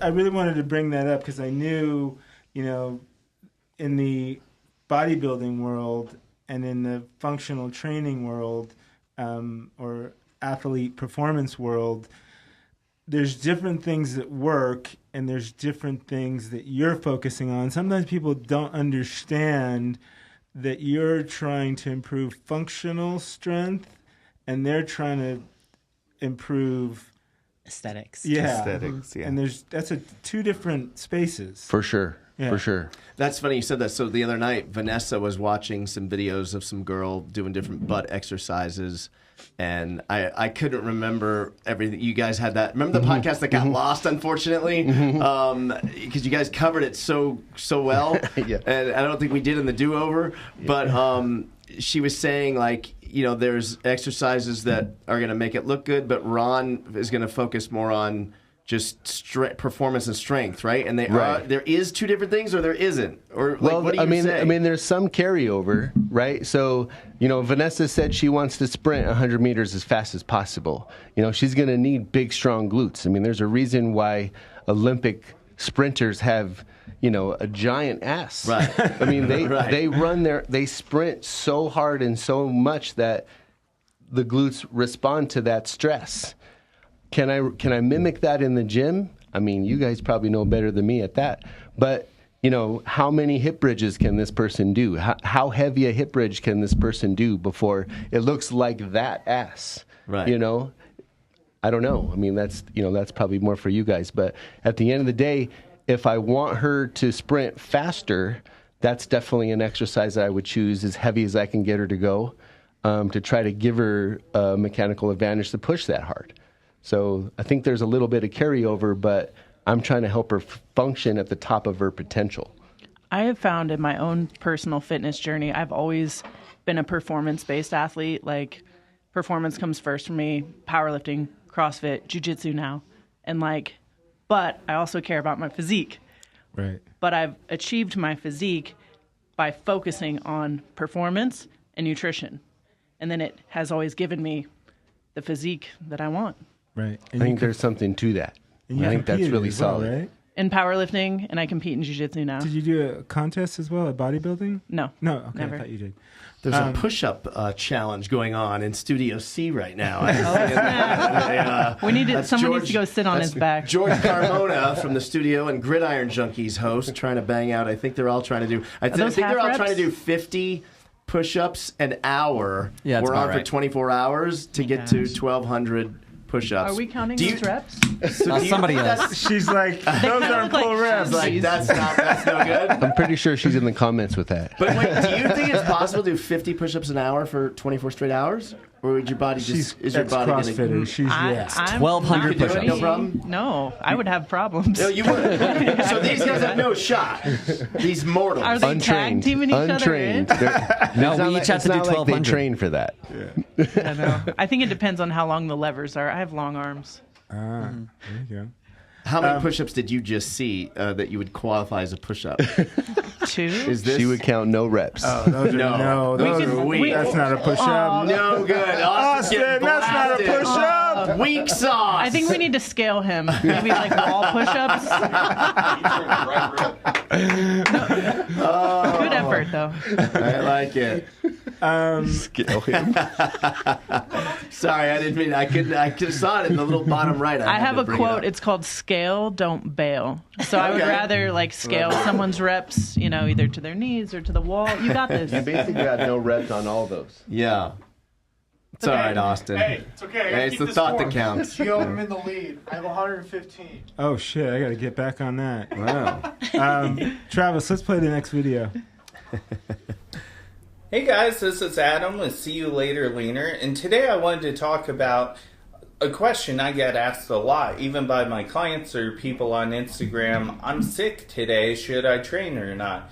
And usually my first question is, well, what kind of symptoms are you having? And these are always the foundation on whether I choose if somebody trains or not.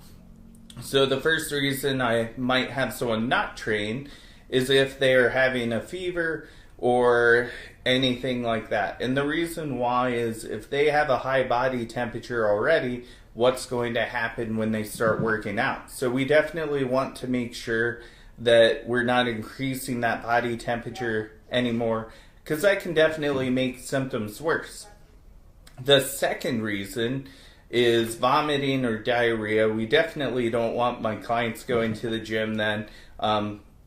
First of all, potential embarrassment. The girl you've always wanted to ask out could be at the gym and you have an episode and you'll just never feel comfortable wanting to ask her out again because she saw you either throw up or poop yourself in the gym. So you definitely want to avoid embarrassment there. But I would say the second most important thing aside from embarrassment is the risk of dehydration, which can cause a lot of other issues as an athlete. So definitely don't go to the gym if you're, vomiting or having diarrhea.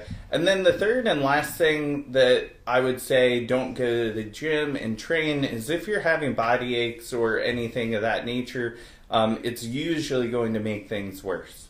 Now, everyone's probably thinking, you just told us never to train when we're sick. So there is a time where I would say you can train when you're sick or just not feeling well.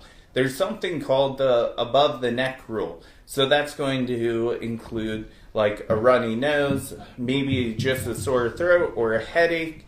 In any of those instances, I think it's okay to train. I wouldn't train at your absolute hardest. I think it's good to go in and get a good cardio session, especially if you have some congestion. I think that can be very helpful also. But rewinding back, if you're sick, what are some things we should do to help the healing process? So the first thing is going to be increasing your water intake. So definitely staying hydrated. That's going to help things pass faster. And the second most important thing is increasing carbohydrate intake. Now this might more so apply to people who are in contest prep, but oftentimes when my clients are sick, I actually give them more carbohydrates, even if I have to lower protein for them to get more carbs in. And the reason why is carbs contain the master antioxidant glutathione, which is really important to keep a free radical parade spraying across your body. So this is some great research that was done by Chris Masterjohn, PhD. If you guys don't follow him, definitely give him a click and look at some of his stuff. I'll actually put his info in the bottom of this cast, and you guys can look at some of his stuff. And the last thing is definitely get a lot of sleep, guys. That's going to be one thing that really helps you, combat the sickness. Also, if you're feeling miserable, I always say sleep is the time machine to pleasure. I even say that when my clients are hungry, sleep allows you to, transport to the next universe where you can look forward to something. So sleep is going to make this time pass by a little faster. It's also going to help you recover, and that should be a game changer for you guys. So make sure you're getting plenty of sleep, even if you have to sacrifice a cardio session, if you're just having the sniffles or something like that. I think it's really important to do that.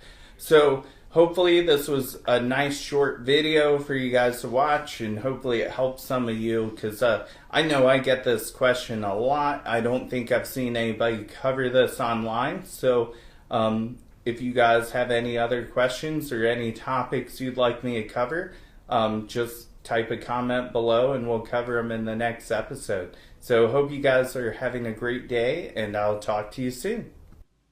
Let's talk about sleep for a moment during the 24-hour podcast. So this is our 5th year doing this. The first year we did it, we started at 8 p.m. That was pilot error on my fault, on my bad.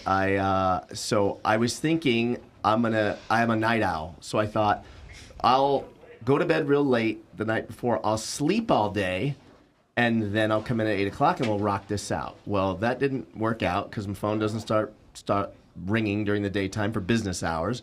So I went to bed at like 6 a.m. the night before, thought I'd sleep all day till like 3 p.m. I was up at like 10 a.m., could not go back to sleep. And so by the time we got in the 20th hour of the 24-hour, I'd already been up about 36 hours, and I pulled the plug after 20 hours. We didn't even do a 24-hour podcast, okay? So then I was like, I'm up at like around 5 a.m. So I was like, we need to start basically as close to 5 a.m. as possible.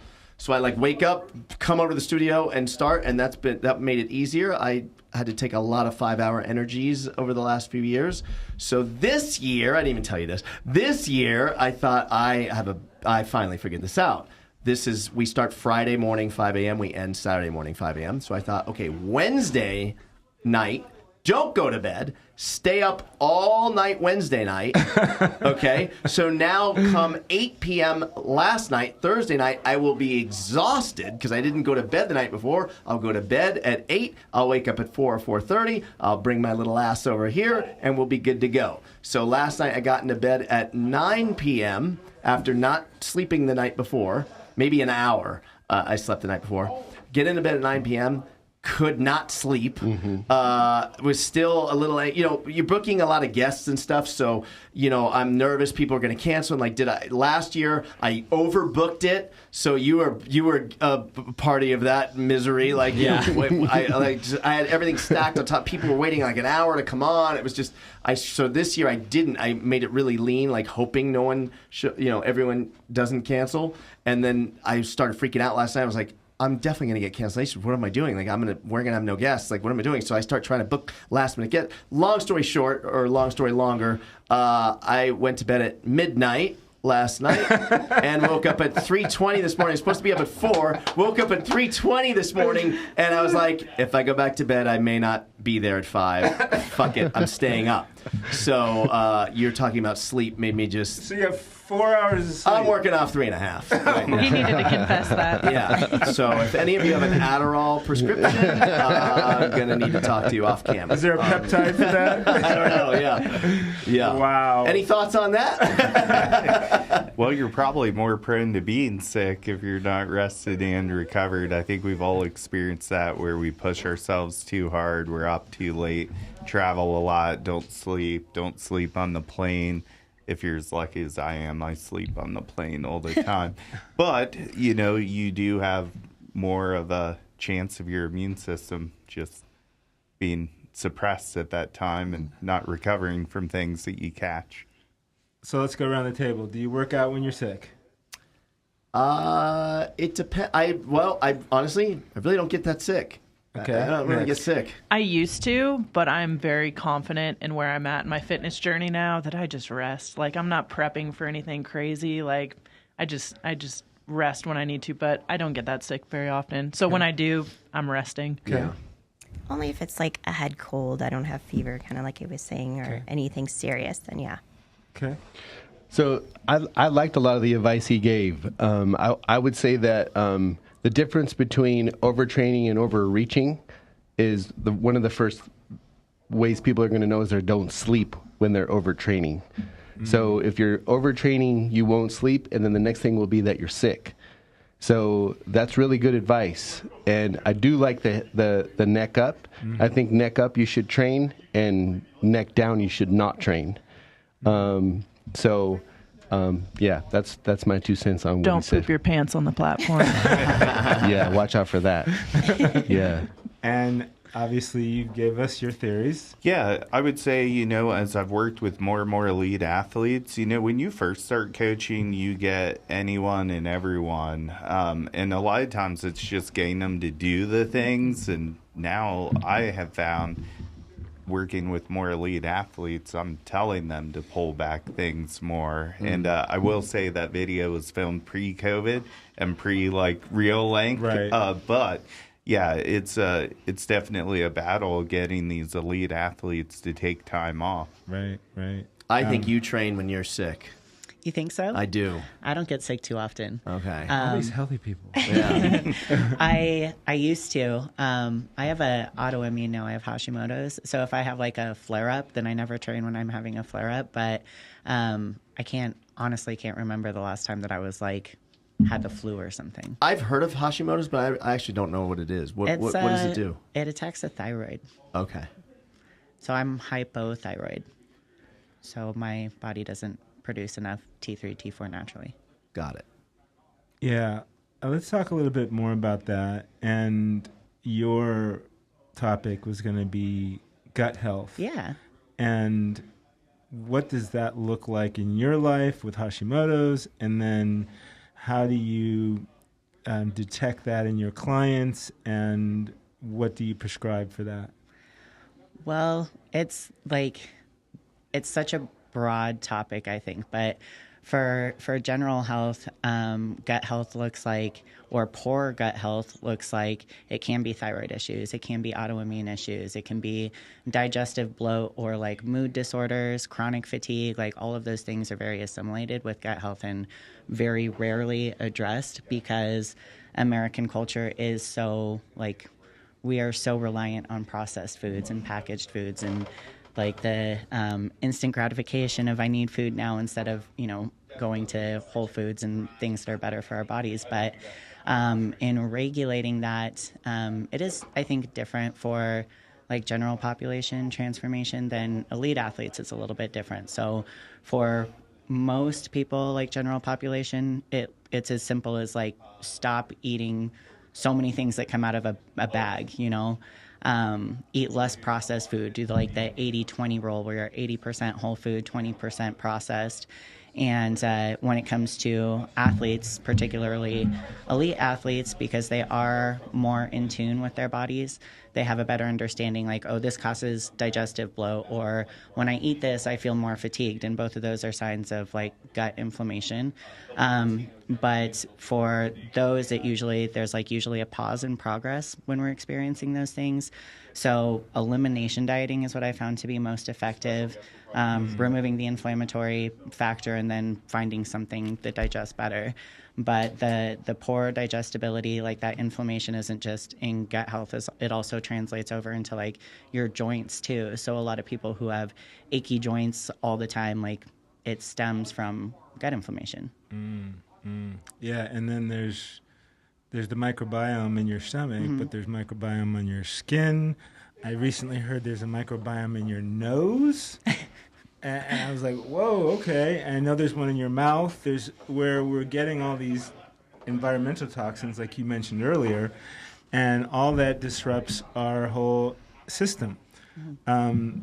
Anybody else have gut issues or things that they train their client? I know you do. I agree with the elimination. Like, I work with the general population. I know they work with bodybuilders, but even with my clients, if I see a stall in progress, like in their photos, and I see that they're hitting their macros, they're doing their workouts, but their photos just really aren't changing, I'll address the bloat and the inflammation, and I'll say, hey, take a look at their MyFitnessPal logs, and I noticed you're having some processed carbs every single day. Like, for the next 2 weeks, we're going to eliminate gluten and see what happens. Take a look at the photos. Like, I just saved you a $400 food allergy testing by just doing a simple elimination for a few weeks. Right.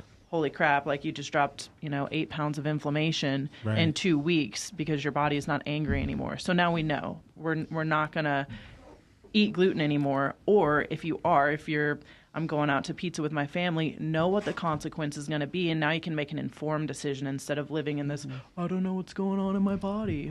My joints hurt. My belly's bloated. Right. That's funny. Totally agree with that. I mean, I have patients whose inflammatory problems are not resolving.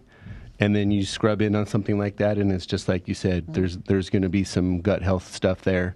So, from an orthopedic point of view, there's definitely some merit to fixing the gut health to be able to address knee pain, shoulder pain.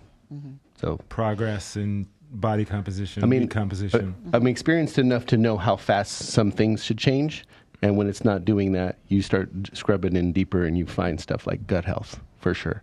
Yeah, it's a really big deal. A lot of patients, too, aren't thinking when the gut is not healthy, they're maybe taking all these supplements because they're trying to get healthier. And you're like, well, if your gut's not working well, you're not going to be absorbing those nutrients from your supplements. So it's like a wash. You have to make sure, everything's in homeostasis in your body. And the gut is so important for your immune system and nutrients and everything else. Yeah.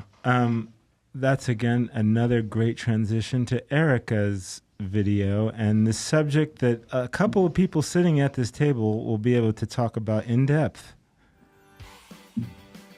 Semaglutide is a miraculous drug and a huge success for my patients, but it does come with side effects. However, these symptoms may be mild or short-lived, which is why the doses slowly taper upward.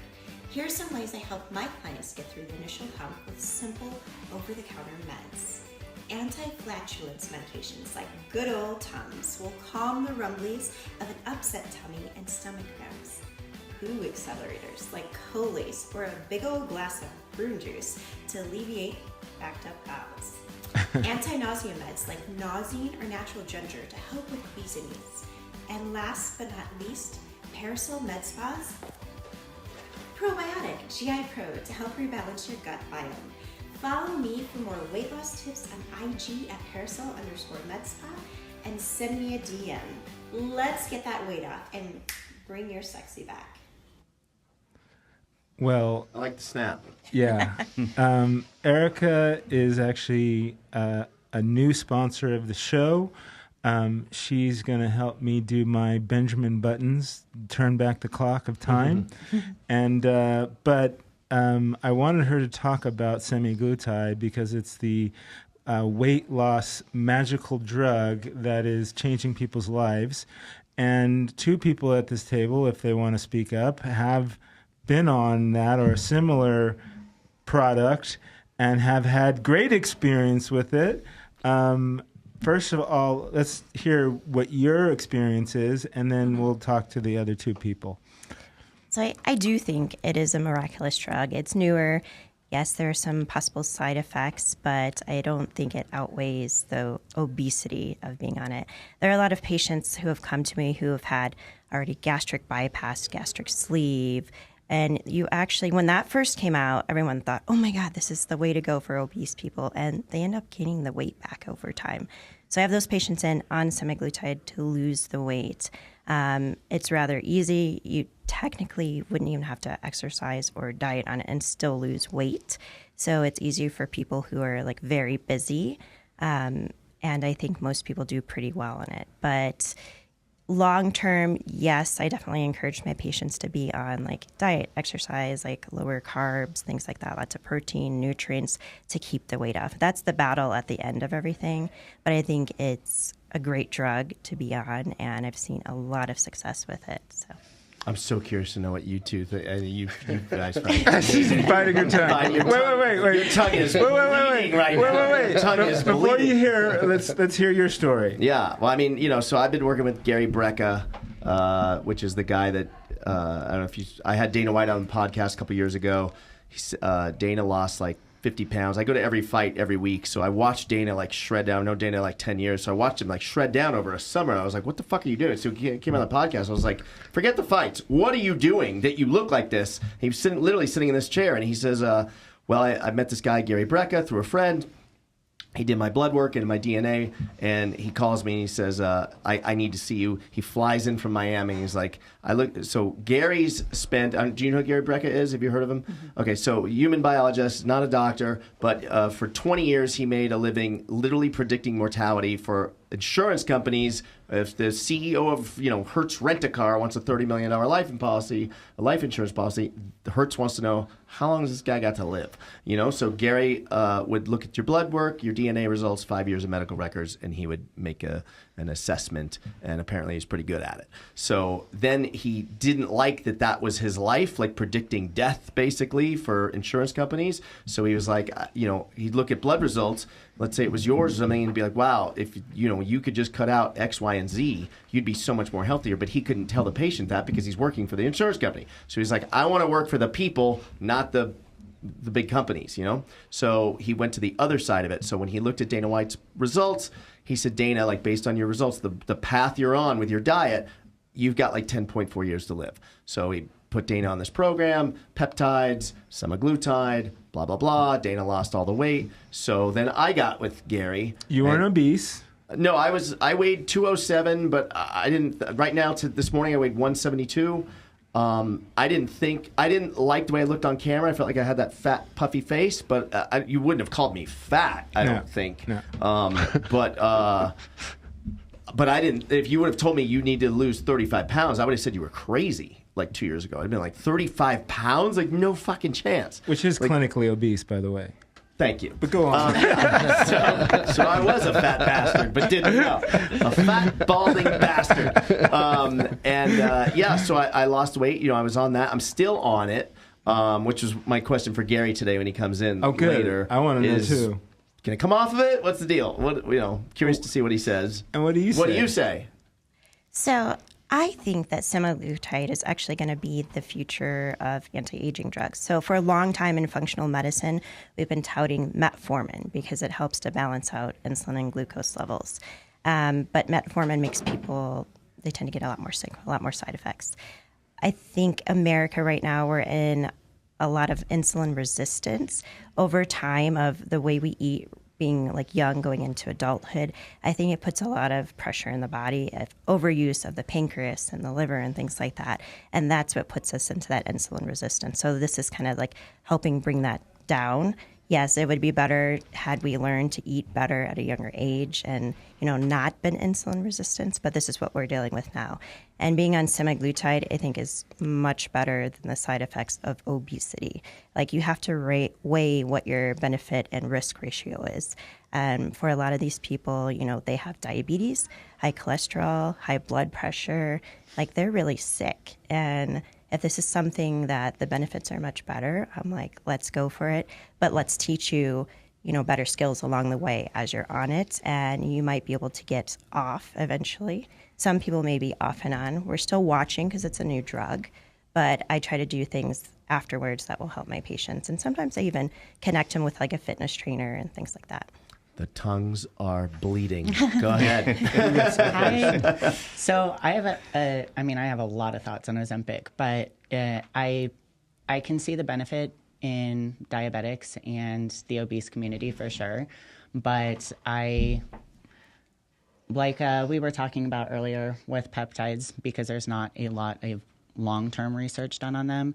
And some of the research that they have found more recently is that because there's not a specific receptor that it binds to, it's not only deteriorating fat, it's also bone mass, muscle mass. It can be other mass as well, which to me, that seems more detrimental than beneficial.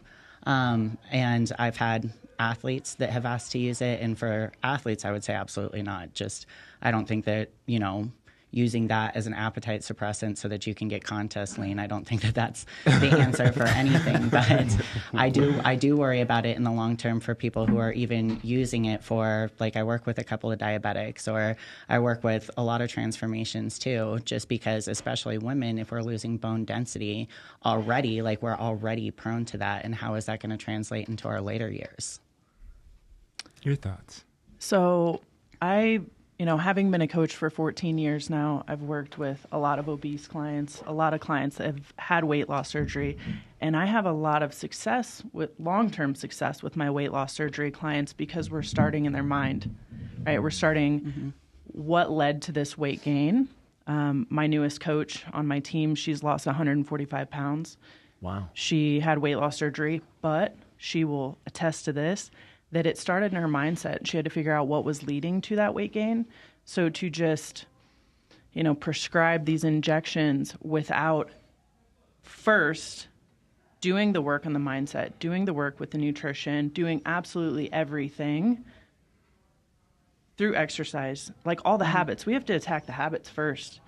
I've had clients that have, taken Ozempic, and then they come and they hire me because they learn nothing. They lost some weight, but they gained it back. Like, the same thing can be said about that. They realized we don't know what the long-term effects are. We don't know, anything about nutrition, anything about exercise, better habits, discipline, like all the things that it's going to take. So I think it's a really big-ass Band-Aid that's going to come back and bite us in the ass down the road. Yeah. Mm-hmm. I think it's always building the habits first. Yeah. And Ron? You Are you going to make me talk about it? Yes. Let's hear it. I don't want to talk about it, but I will. My personal experience with the whole thing is that I absolutely hate it. I was an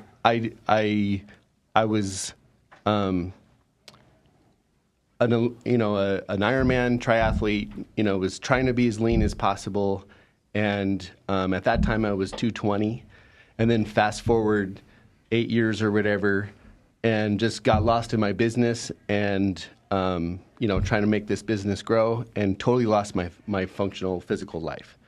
And when I tried to get it back, I hired Gio. How long did we train before, I was just super, super frustrated. 7 to 9 months, something like that? And not really making a whole lot of change for as hard as we were working and as much lifestyle change I was doing. And, as a former athlete and, I've always been able to just do whatever I want to do, drop 20 pounds whenever I want, decided that I don't feel like training, so I'm going to gain it back or whatever. And then this time it just wasn't coming off. I think probably my biggest thing was the testosterone, because it was like 200. Yeah. So, really 48 years old and have 200 testosterone, you're not going to make a whole lot of functional physical changes that way. So I feel like that's what we were really fighting against. So I did take the Ozempic, but I took maybe a month or two's worth of doses, and I have a whole bunch in my fridge, and I don't want to do it. I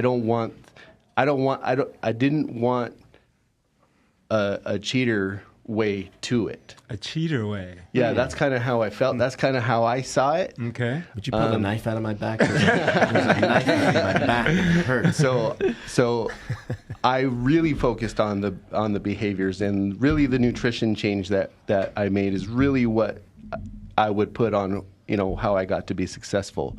But I do think that it also gave me a push that I really needed to flip the biomarkers to get on into a good place. And you had side effects, right? I feel like it does affect your ability to drop weight when you're off of it. I feel like there's something happening with that. But you had side effects when you were taking, like nausea or initially? The first week, I was just sick all the time. And then what about But you? Nothing. No side effects? No. Okay. I can speak on that a little bit. Okay. So I have a male client who I did a semaglutide assisted weight loss with. He had fatty liver. He, had high blood sugar. It was the ability for him to not have the hunger distracting him from screwing up his diet with me. And, we did see they dropped the weight. He was down 60 pounds, no longer needs a CPAP. But, teaching him the eating habits through that was fantastic. His liver enzymes actually dropped. But we did find his digestion has slowed a lot since he has been off of it.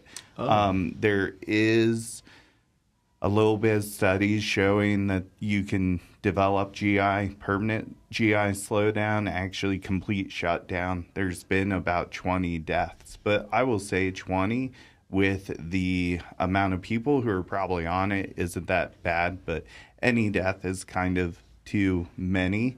However, because I want to support your practice, I will say I support the Botox part. I like the way that you promote it, because weight is, definitely going to be something that, puts people in their grave. Right. So when we see males like pushing 300-pound bodybuilders, like, it's all muscle, it must be healthy, right? Like, how hard is their heart working to support that, And we're seeing it in the transgender communities that they're, somebody who's biologically a 120-pound female that gets up to 170 pounds is, relatively a subpar male at that point, and they're not seeing the side effects of the androgens like somebody who is biologically a male and then getting up to 300 pounds. So I think for the assist, I think you're right. Like, you have to wonder, like, I think super fit people like you, like, if you have the discipline to diet, go ahead and do it that way, because I think you can. But I think some people do need that jump start and maybe that little bit of a break, almost like getting a loan from a bank when you're broke. Like, you know what, let's get you on track, because you honestly might die if you keep going. I probably needed the jump start. I mean, I think that's fair, but I think I'd be fine if I was off of it. Well, not if you keep your habits. Your McGriddle this Let me morning. see your MyFitnessPal logs. Well, some of my patients are so already depressed the way they look. Like, one of my most successful patients came in and she lost probably like 30 pounds and looks amazing. She's a single mom going through a divorce. And she was talking to me and she's like, you know what? I have so much stress on my plate right now. And she's like, the last thing I want to worry about is what I look like and how I feel, because I feel like crap. She's like, I just needed this to help me kind of get on board. And she's willing to do the work after and eat healthier and work out. She just needed a little boost. And it boosted her self-esteem and her confidence and her ability to really focus more, like, okay, I lost this weight, I want to keep it off now. So it is that kind of like kickstart for people. I think we are going to see an uprise in SIBO, with patients, just because of the slowdown of the GI, if it is permanent with people. But I think we have time to see. But I am seeing a lot more SIBO cases, not always semaglutide related, but sometimes it makes me wonder if they have used it, is this why your body's process is to detox? And if you're slowing down the waist gain, now your body, it's backing up, and it's backing up quick. Like, that's not a good thing. But like you said, I think in super overweight people, risk reward. It might be less risk to be on it than continue their lives like they are, but learn the habits during that time too. Yeah, I think you partnering with a coach would be amazing. That you could say, hey, like, I don't recommend this before this. Like, they can coexist in a really manageable way. Like, you don't have to be drinking from a fire hose and do all the things, perfect macros, workouts every day. Like, a good coach will drip those habits and things in.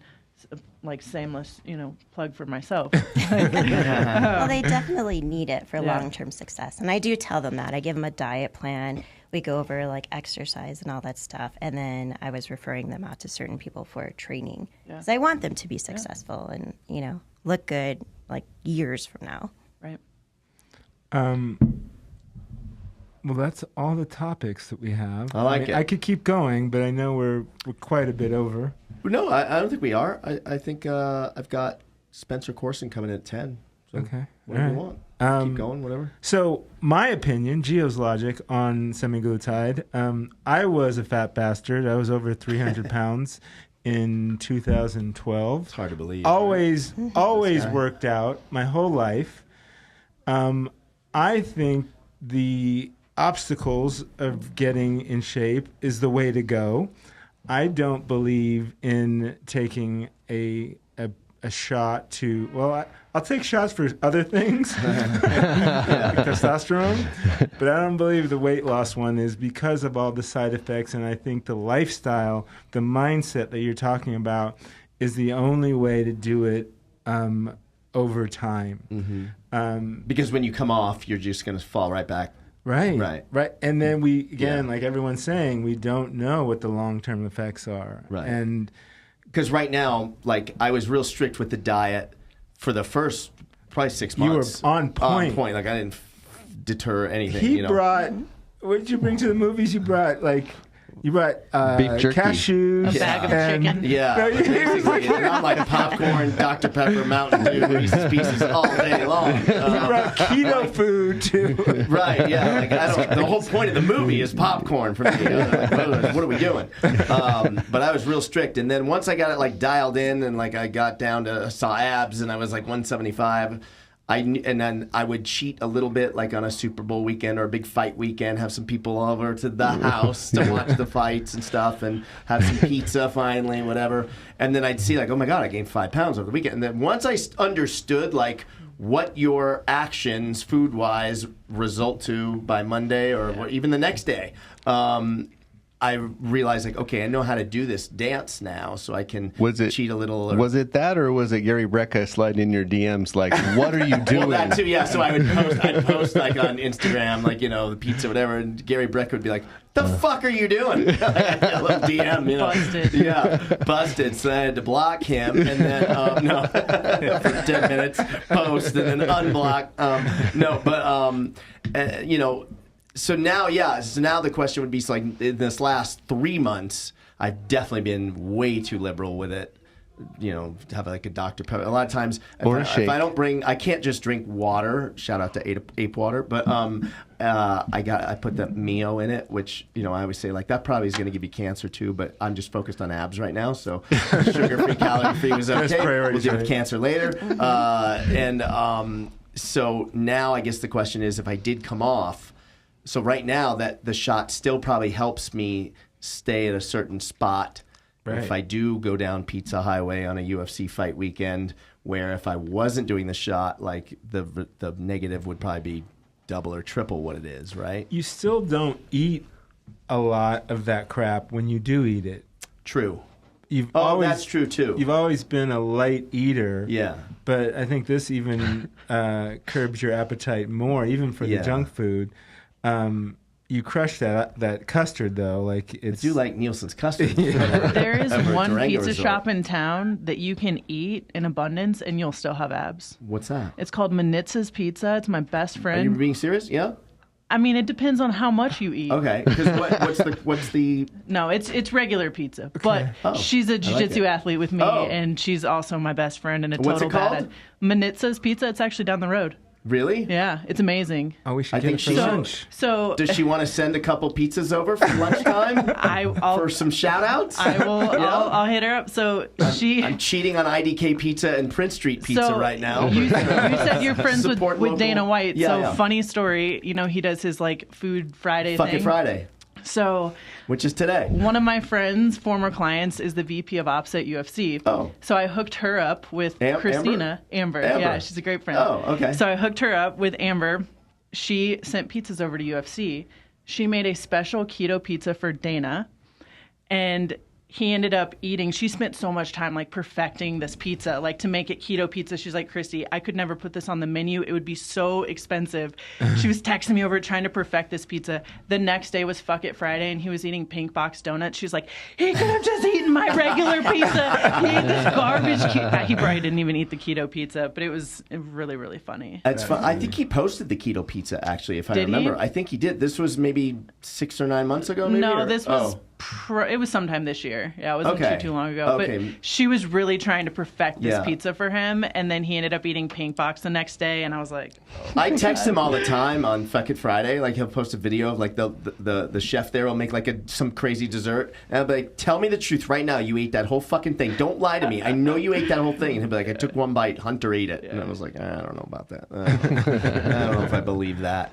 But yeah, that's funny. So another question that I was toying with a lot, wanted to maybe bring it up, and it's been really bugging me for years, actually.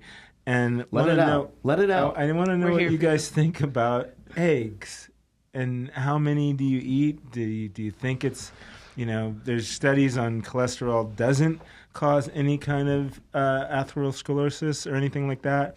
But what are your opinions on eggs?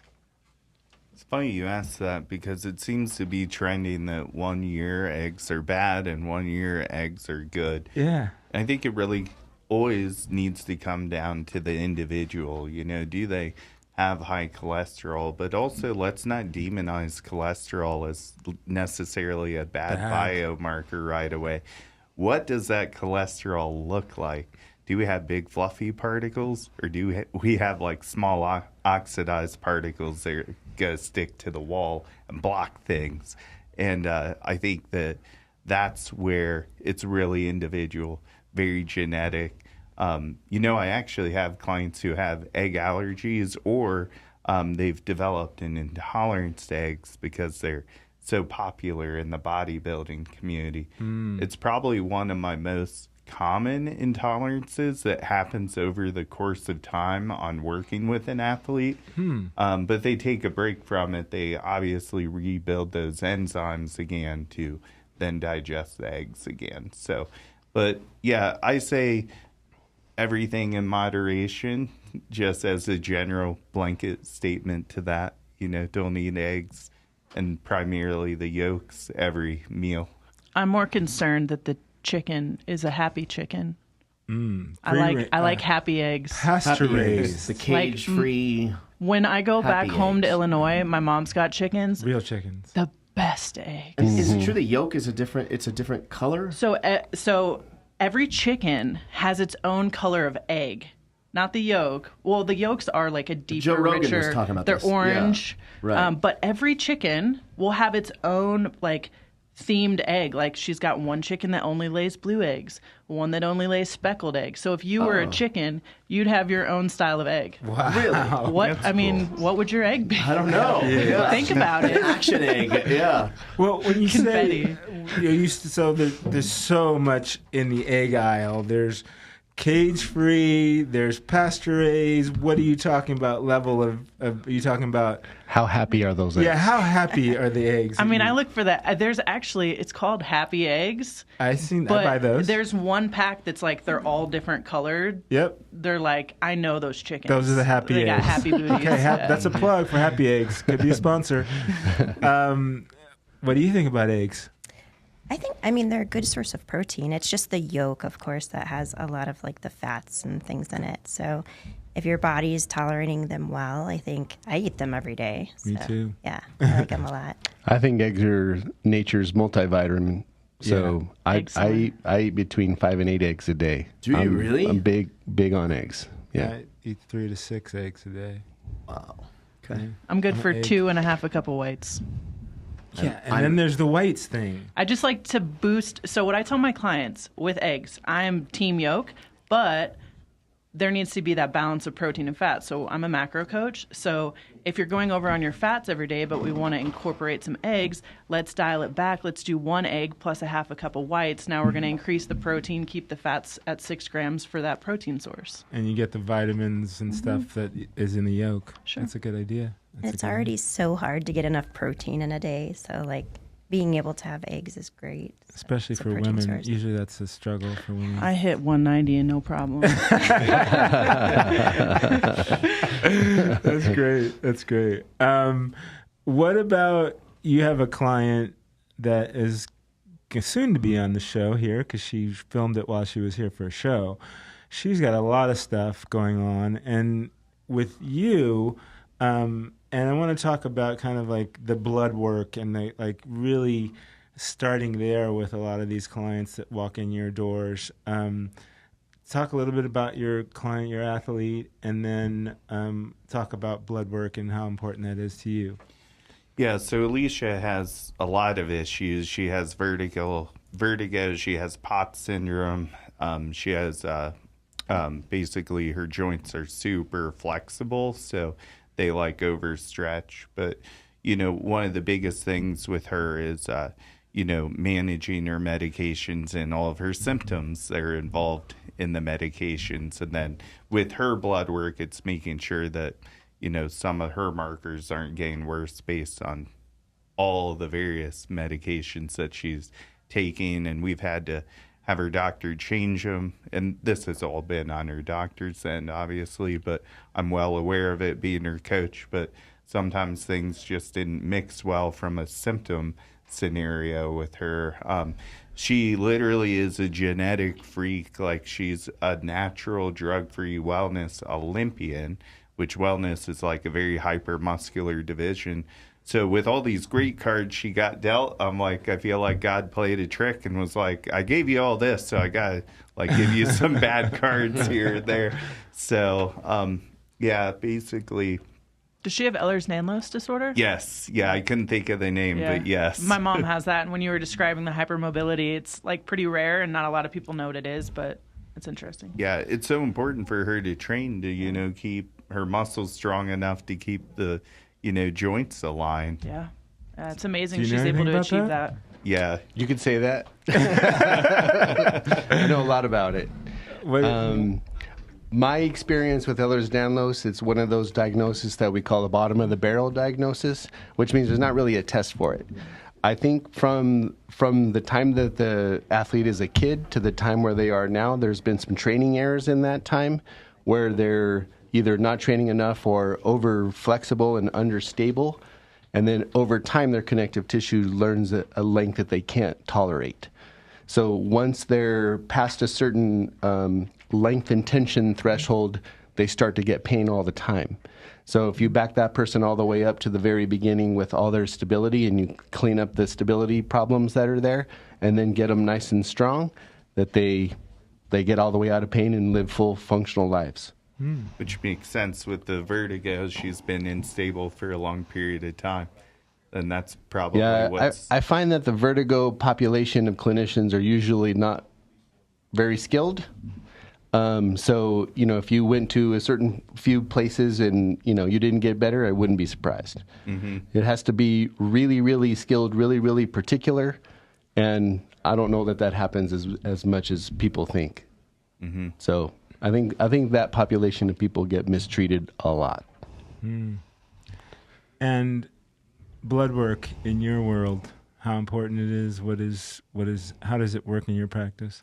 So everything I do is like an inside-out approach. So yes, I'm doing like on the outside, the Botox fillers and lasers, but I'm really looking at functionally how the body is working. So blood work is an important component, but it's also symptoms.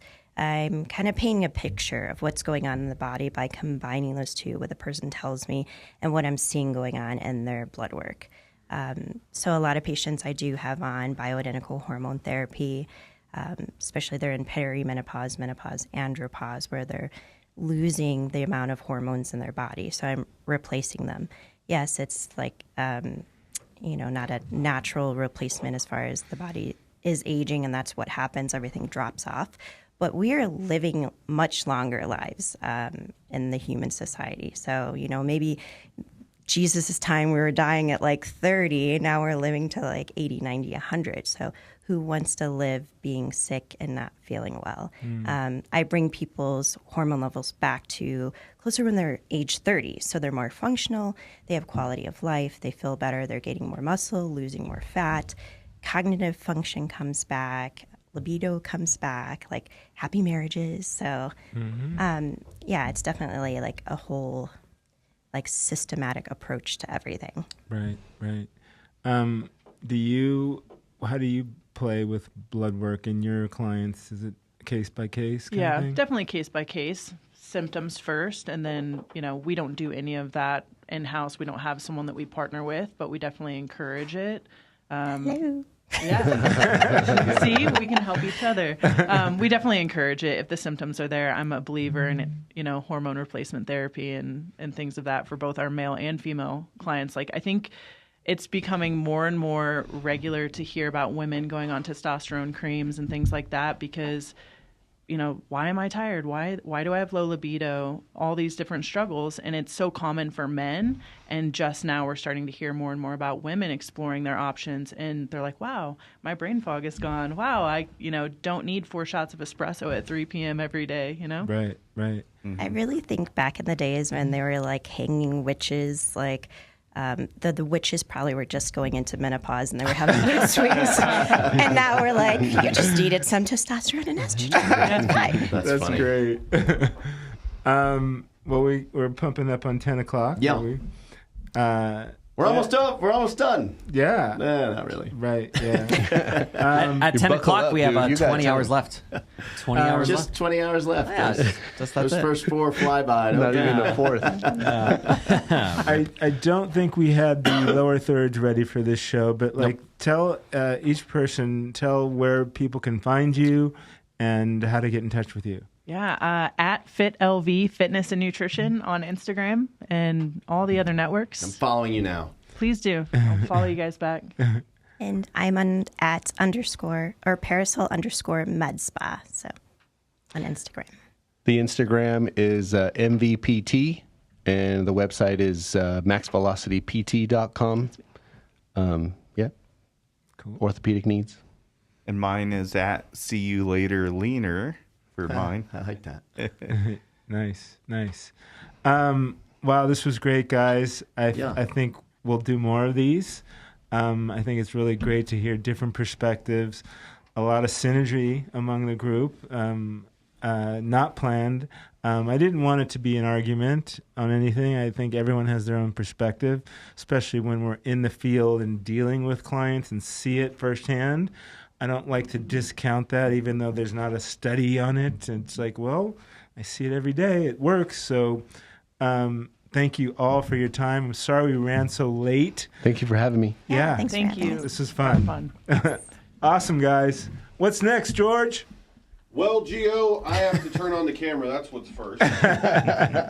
So hold the show off for me for 30 seconds. Do a recap. Fill me in. I've been watching Trey crash a jet. So Has he landed yet? No. So we have a kid that works for us, Trey. He's next door.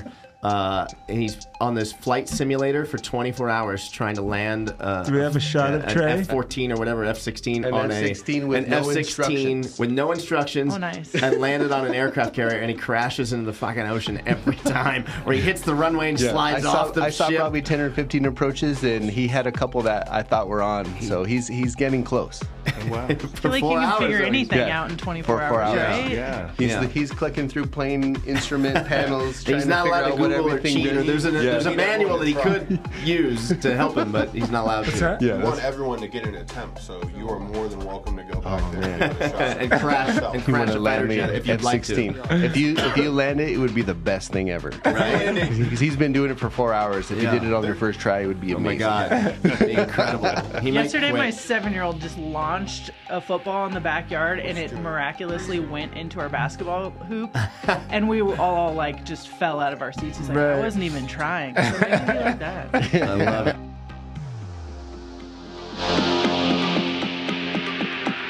Excellent.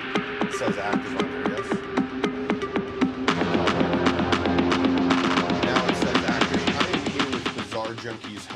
Austin Alvarez.